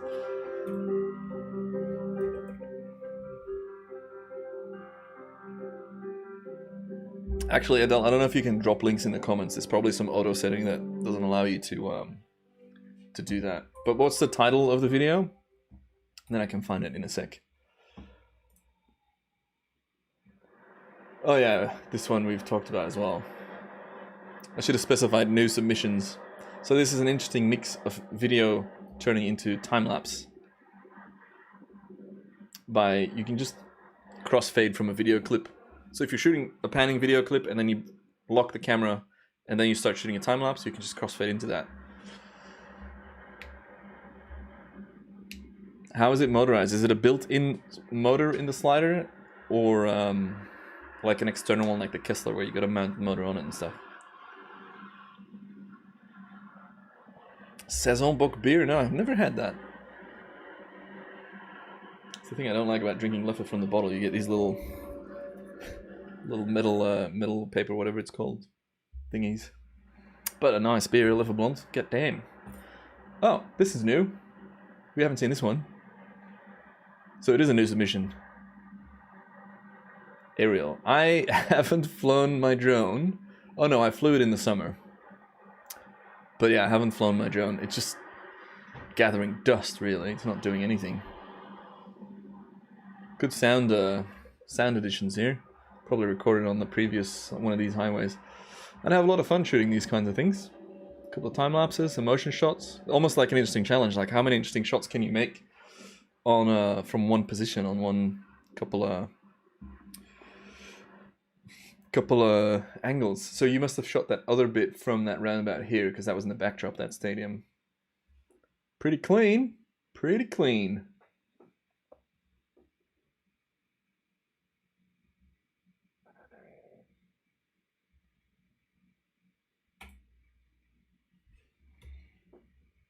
Which video was it that from Uluru? Was it the bike one or the other one?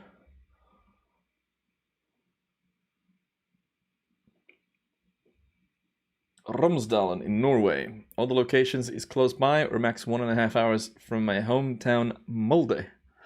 Cheers. I've never seen a peace sign emoji like that. 12:39. All right, we'll find that video in a sec once we're done reviewing this. Oh, good views. Nice. Clean. God, great submissions today. I can feel it already. I've never been to Candyland. Hold on. Okay, there we go. I was like, this compression's off. HD. Can we pump it to 4K? I've got a 4K monitor for a reason, and I've got fiber internet, so should be all right. Lovely rays here. Would have let that run for a bit more. The higher the quality, the level of quality goes, the production quality of the clips, the more critical I get. A little rainbow here on the right. The more critical I get because that's what you get. Cool anti-rays here, I think. Shooting from a back. Ooh. Was that drone shot? No, but there's a little tree here. Love the movement of air on the water.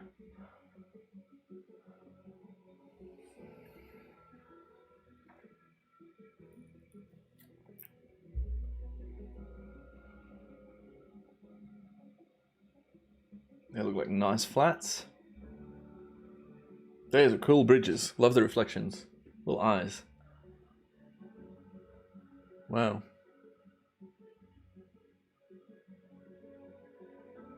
Would have underexposed the sky, or exposed for the sky there, because I'm more looking at the sky than the water. And those were blown out. Ooh, I know that bridge. I've seen some aerial, or that region, I guess. Seen some aerial clips. Love these little cotton-looking flowers. Cute element there. I mean, you can shoot 1,000 clips in this region, surely. Like, just from a square kilometer, you can find so many. I mean, fuck off, look at that. What? That is such a cool place. Very nice. And love those ooh, it's not reminding properly. Love those waves coming in from that boat. Look at that wall of wave here. Wow. Not bad. If you live in that region, yeah, damn. Nice grade on that. Love the wind on the water and the appearance of this almost kind of lenticular cloud looking thing. David, I'm keen to see it. I want to know more about 360 time lapse, because I need to make some content about it as well, because I get the questions a lot. Love that house just popping on the left, bright and white, and then the moisture coming out of the forest in the distance. Tricky composition this. There's not much else you can do unless with a longer lens you can really hone in on some subjects, but these kinds of scenes are just fantastic. Just still water reflecting fjordy, bit of rain hitting. That's what it feels like, I assume. Wow. This reminds me of Martin Heck footage, which is one of the biggest compliments you can get. Wow, look at that rain! Make that into a GIF, post it on Reddit, get 100,000 views on that GIF, and nothing else. Fantastic, so beautiful. Wow. This could be a really fun effect if you leave that light trail on, or like a visual echo effect. A little light hitting that. Shit, man. Great clouds. Jesus. Rain coming down, clouds blowing up.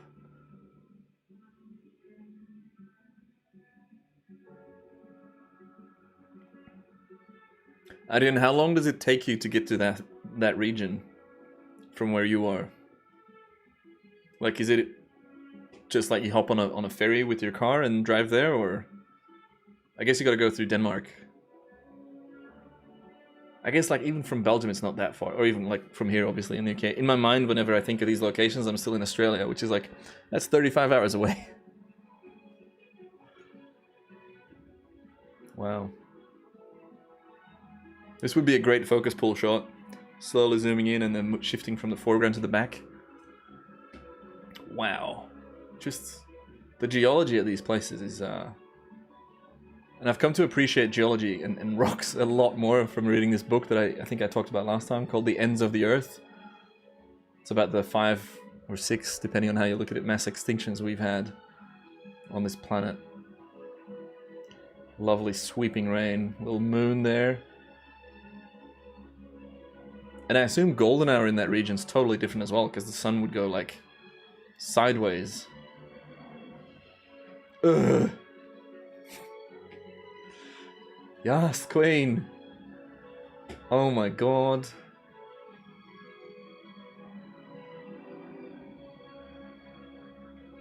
I don't want to get distracted by the chat. I just want to take this in. Seems like... Nice foreground there. I like that. Look at that. Fog moving over that hill. Light pollution who? Never heard of her. That's that church from earlier, I think. Well, this is nice.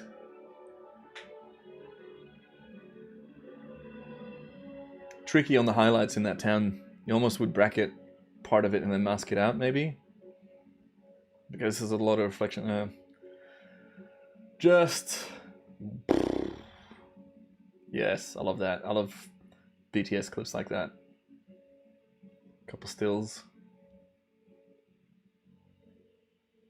Very, very, very nice. And yes, this makes you appreciate how fortunate we are to live on this planet. Stella Brendan, I assume you say it. I actually don't know the pronunciations, but wow. And I'm glad it, I mean, you know, I'm sad about the other view counts on the other videos, but I'm glad this at least got over 1,000. This was so nice. Hold on, this is different. 63 subscribers. What the fuck? Claps in the chat. Big claps, big claps.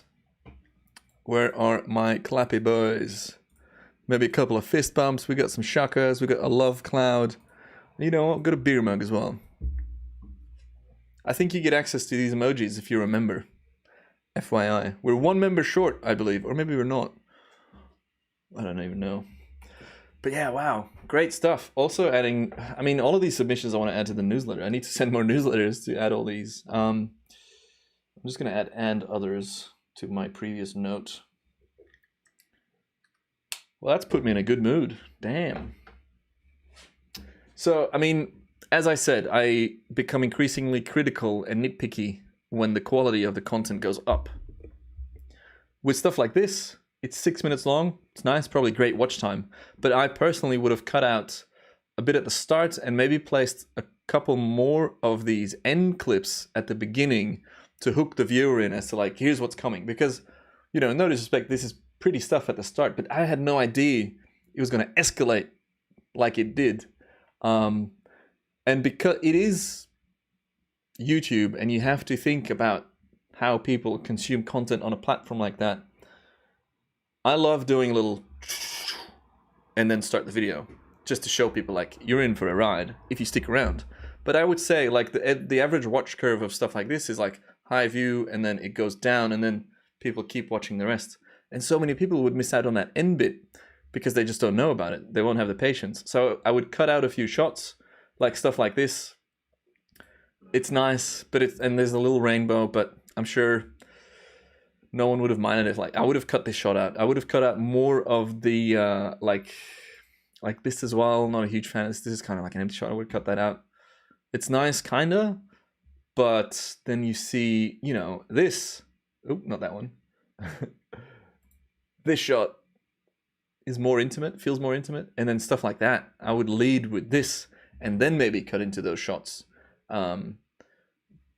Just to give you more context, like, and that's hard to pull yourself out of the point of view as the creator because you know where everything is, but the viewer doesn't know. So I would have either cut out those other shots or swapped them with this in, you know, in the position. But yeah, wow, well done,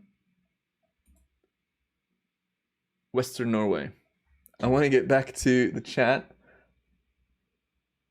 Aryan, yeah, you can take a ferry or a plane to Oslo. Don't know exactly where Molde is. I went to Vesterålen, 1.5 hour flight to Oslo, and then another hour by plane. Okay, I guess they're pretty big countries and stuff. I mean, relatively speaking, Australia, it's pretty fucking big. Well done. What a great vibe we have in the chat. Lovely community of people just passionate about, you know, watching time-lapse clips and supporting each other. Definitely, I mean, yeah, how do I link all this? I guess the members can find all the content in that little thread that I posted yesterday.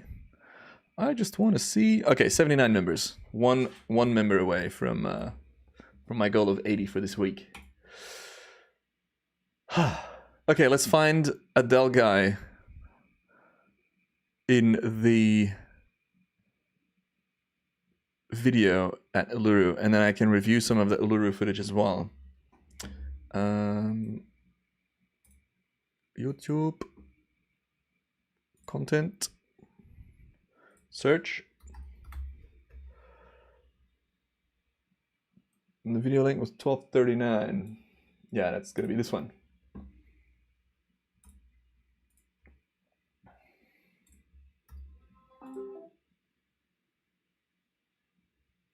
This was early morning on a bus ride.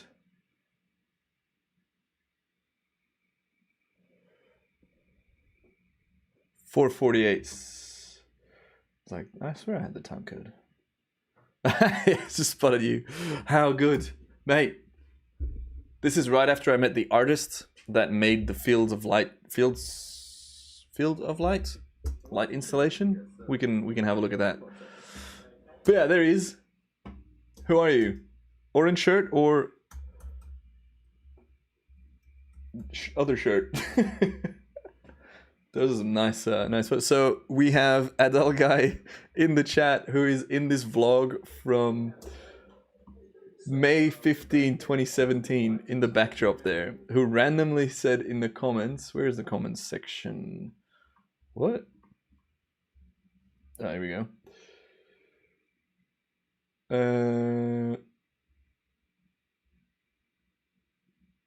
It is 4:48. That was me walking behind you with the large prints.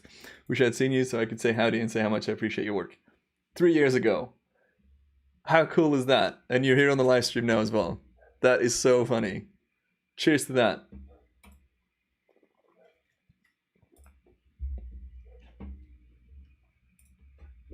Lenny, you gotta get off your arse, but you're doing a half marathon, so that's not bad, right? Nice.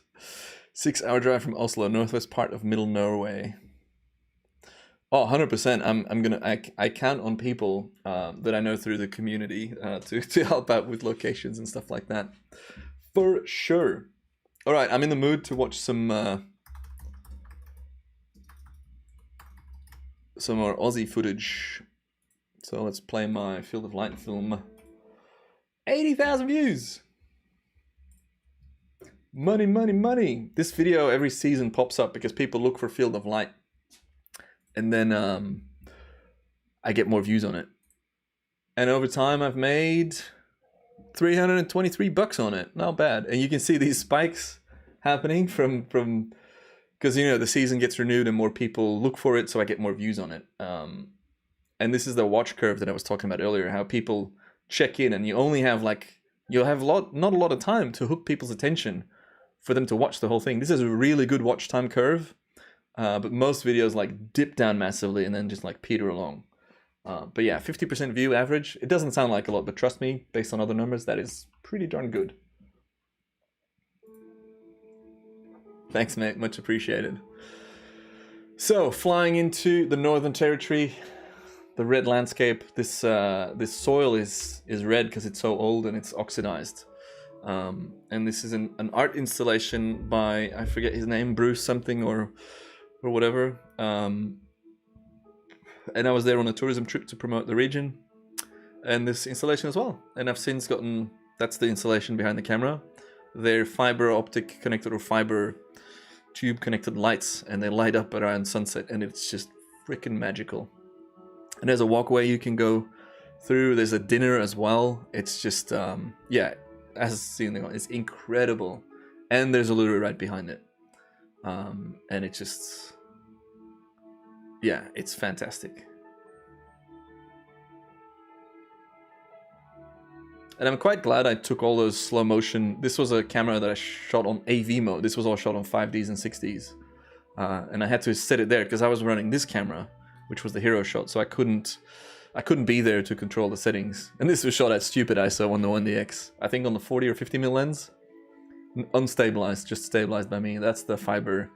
Or I don't even know if it's actually fiber, technically speaking. But yeah. Beautiful, beautiful installation. In real life, it's like you're walking through an acid dream or something. Look at that. Bit of star trails that I masked out at the top. Or the bottom masked out, I guess. Bruce Monroe. I haven't been in the UK, but I know that's the original one. And so in that clip, the vlog I showed you, I just met him. And I showed him some of these clips. And he loved them. And I was over the moon, obviously, to get compliments from the creator of this wonderful installation. Which is so vast. Like, this is on a fairly wide lens. Some horrendous things going on top of Uluru that I haven't noticed up until now. Like blocking in the from the masking or from the adding layers for the star trails. We didn't have an infinite amount of time on the shoot, and I had to rush like crazy. Here it is, to run around and get all the footage. Like all these video shots of when it's at night, all these clips were shot within like 20 minutes because I didn't have enough time, and I knew I needed filler content and B-roll, epic B-roll, to fill out the video more. But yeah, it's the kind of trip I haven't done in a while, where it's just so intense, so hectic. Who fucking downvotes this? What? What's not to like? It's what it says here. Field of Light time-lapse film. That's what you get. Yeah, I haven't done a trip like that in a while. Just hecticness. And I have to say, I do suspect that trips like that have had a very bad impact on my back over the years. You know, running around in the desert, exhausting yourself for days on end with a 20-25 kilo backpack and not sleeping is probably what has contributed over the years. Has it been worth it? I don't know yet. We'll see how long this back issue goes on for. What else are suggested videos? Time Warp stream. Should we watch that? Should we watch this Time Warp stream?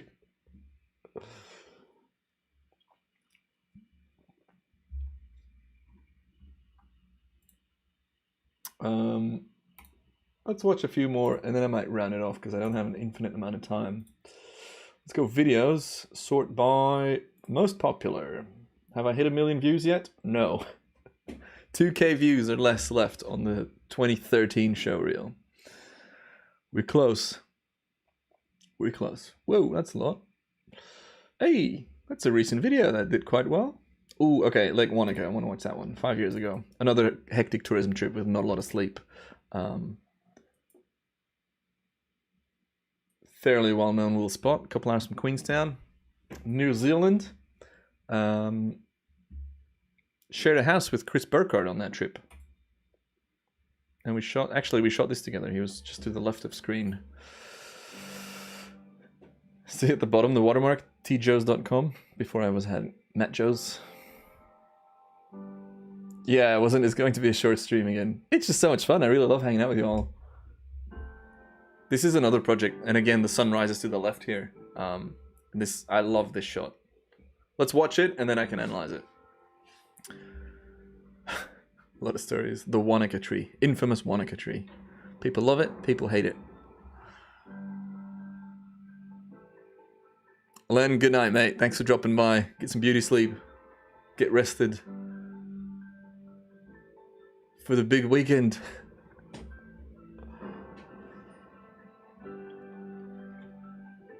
Kessler's second shooter motion control rig.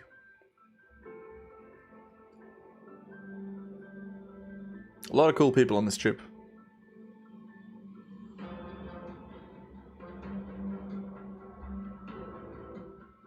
Bit of snow blowing off the mountains. This is a trip where I met Jeff Reed, for the long-time followers, who I went to Vanuatu with. Astro workshop. My first time seeing the Southern Lights. One of the cabins we were staying at. A bit of Astro. Magellanic Clouds. Horrendous, what do you call it? Snapchat. Follow me on Snapchat, y'all. Alright, let's analyze this. This was a sunrise. This was quite high up. This is one of the ski fields, the base of the ski fields. That's the lake here. There's a little island. I'm not sure which one it is, but so this is an island, New Zealand, with a lake, and on that lake is another island with another little lake inside of it, which is pretty funny. Just checking the chat.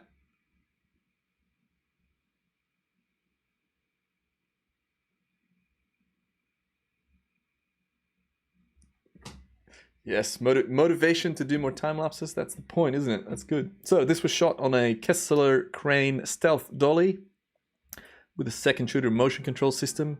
And this was... I had another camera set up, but this is a good example of like, it just takes time to set up, as Henry would know. It takes time to set these things up with the keyframing and this and that. And this one worked out, but I've had other trips that I had it on, and I just wasted so much time trying to set it up that I decided to never take it on those types of trips again, because you just don't have time. Those trips are designed, so the influencer trips or the tourism or the family trips, whatever you call it, you go to places mostly it's for like travel guides or travel operators, so they can recommend places to people looking to book stuff, but you get there, you visit, and then you go to the next place and the next and the next, like I've done in the Philippines, and it's too hectic. Time-lapse photography is the opposite of doing a quick visit to a site. So combine that with trying to set up a motion control system that wasn't designed to be set up quickly. It's just so much time wasted. But yeah, this one worked out, and I thought, you know, let's hook people in with a nice Moco shot at the start. A lot of snow coming in here, lovely glow through it as well. And I was shooting on the long lens, and I just liked the way this looks. And like in hindsight, I don't know if this shot is level. No, I think it is level. But yeah, it's a lot of snow dumping down. I'd love to re-edit these and like do them differently. I think these were all shot on 5D Mark III cameras, and these highlights are heavy. But again, like lovely going down here. Also, the reason this is only 1 minute and 50 long is because for this trip they wanted to cram in as much as possible, and also I wanted to make a short enough video. But yeah, I'd like to re-edit all this footage because I have so many more clips that didn't make the cut into a video that's like 6 minutes long or whatever. Because these shots deserve to be seen. Like this is a good example of like that sunrise. I speed ramped that, or I didn't even actually ramp it. Fast, and then I slow it down. But those fast bits that would have run for like 20 seconds maybe in total, this clip. And I only use it for what, 3 seconds? Same with this shot. I have this so much longer. And it's such a nice scene. Deserves to be re-edited. Second shooter. Hyperlapses handheld in the town because I had to show off the town, because that is the, you know, Wanaka town. That's the tree here from the other side. It's a freaking infamous tree, I'll tell you that. Someone's actually chopped off a bit of it recently.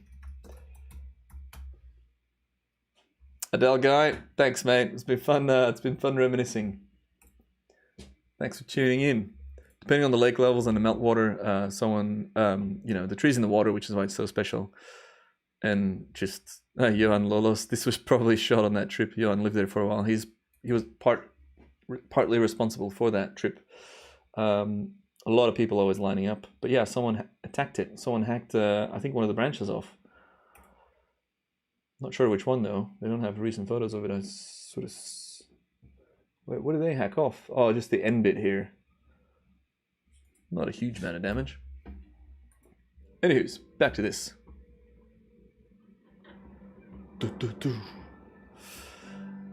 Hyperlapse from a boat, standing up in a little dinghy.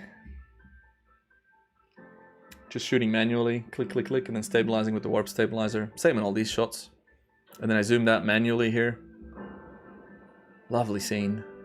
Second shooter, this was on like an off-road trip where you go through.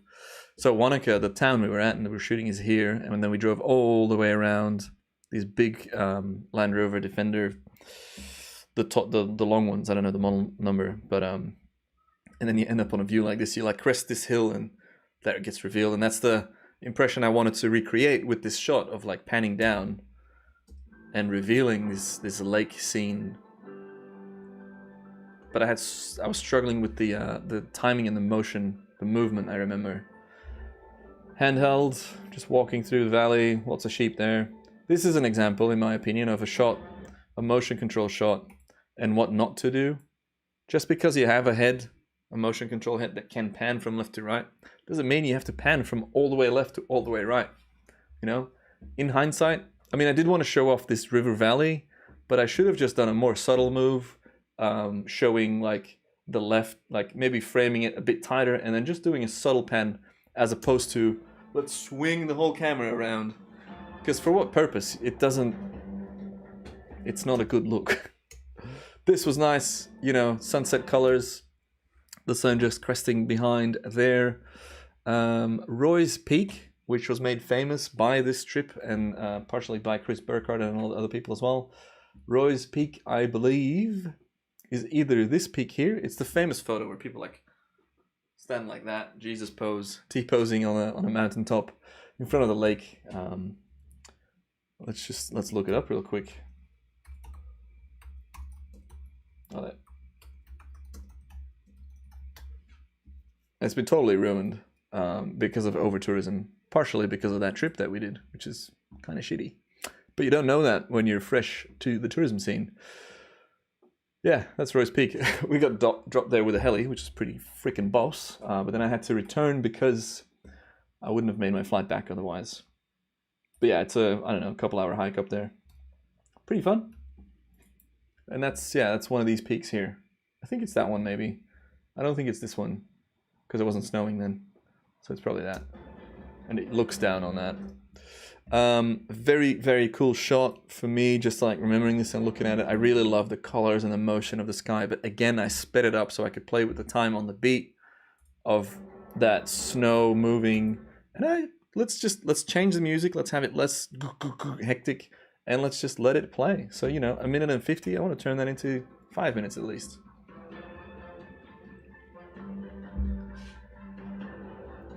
Beautiful sunset, this one. I hate that I can't even like properly click into it. And that's the tree again. This pink glow here on the right is the Aurora Australis, which is the Aurora Borealis. Forgot the name there for a sec. But in the south. So North Pole, lights, magnetic field, photons hitting the atmosphere, reacting, glowing, happens on the south side as well. And that's why it's called the Aurora Australis. And so yeah, it's vaguely there. It became more intense in one of the frames. I don't think I actually saw it with the naked, or maybe a glimpse of it with the naked eye. But it was flaring up. There we go. How cool is that? It was flaring up that night. And if I was on the other side of the lake, I would have had an amazing show. But we weren't, and that's fine. Also, if you're an avid astrophotographer, you would know this already, but this is the core of our galaxy, the Milky Way. But because you're on the southern hemisphere, it's upside down. We call it the Great Kiwi because it resembles a kiwi bird. And kiwis obviously are referred, or New Zealanders are referred to as kiwis as well for the same bird. It's just in case you don't know what a kiwi bird is, it's a flightless bird, which is freaking cute. Look at that. So funny. They are so cute. And so yeah, you can kind of see like the head and the body shape in these gas clouds, dark gas clouds. Look at that aberration here, or the fringing, mixing my words. This is shot on the 24 1.4 millimeter Canon lens, the Mark II. If you shoot at 1.4 aperture, you get these bird-looking, coma is what I was looking for. Bird-looking stars. And just to the bottom of the screen, you can see one of the Great Magellanic Clouds. If that play bar would disappear for me, that would be nice. Yeah, just there. It's a galaxy visible only in the southern hemisphere. I think this is the cabin we were at. And again, the Kiwi here. This is one of the Magellanic Clouds. Massive galaxy, and a bucket list shot for many people that live in the north that haven't gone to the south for an Astro trip. And again, you can just see this horrible coma. How much beer do you need before you see the Kiwi? Just a couple of drops.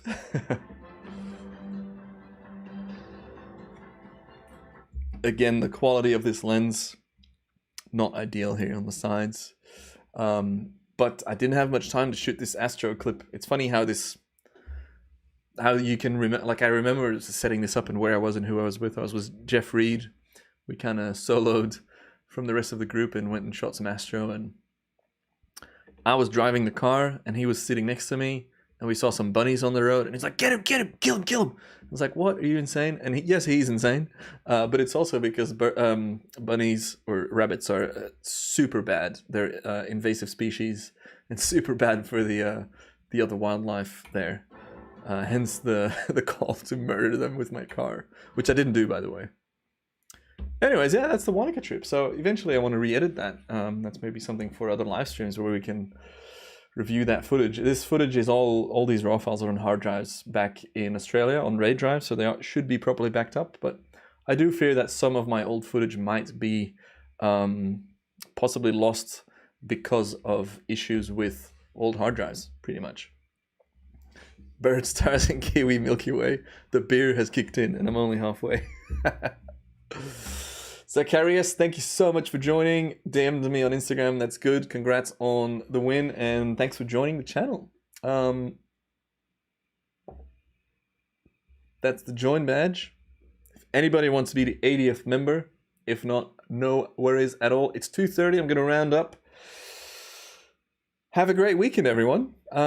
This was another really fun stream. No idea how many people tuned in, but the chat has been popping off and I really love doing these. I got some videos planned, probably like GoPro, GoPro time-lapse stuff and some other gear kit. I've got the Slipod coming out, Slipod video that I still need to shoot. But I'm also just working on my time-lapse course, which is all set up. The modules are set up. I just need to film the content that goes with the modules, which is going to be pretty fun. It's going to be 70, almost 80 separate videos in this course that I really need to get out there because I got to make some money at some point with the dropping of the commercial work. But yeah, this is fun. Thank you, Glenn. Thanks everyone for tuning in. Yeah, have a great weekend. Happy Easter. When is Easter? That's Easter Monday, I guess. That's going to be a Monday. Have a good Friday. And yeah, I'll see you all next week. How do I finish the stream again? I always forget. I got to go to the live control board. Anyways, peace and love. See you next week. Have a good weekend. Bye.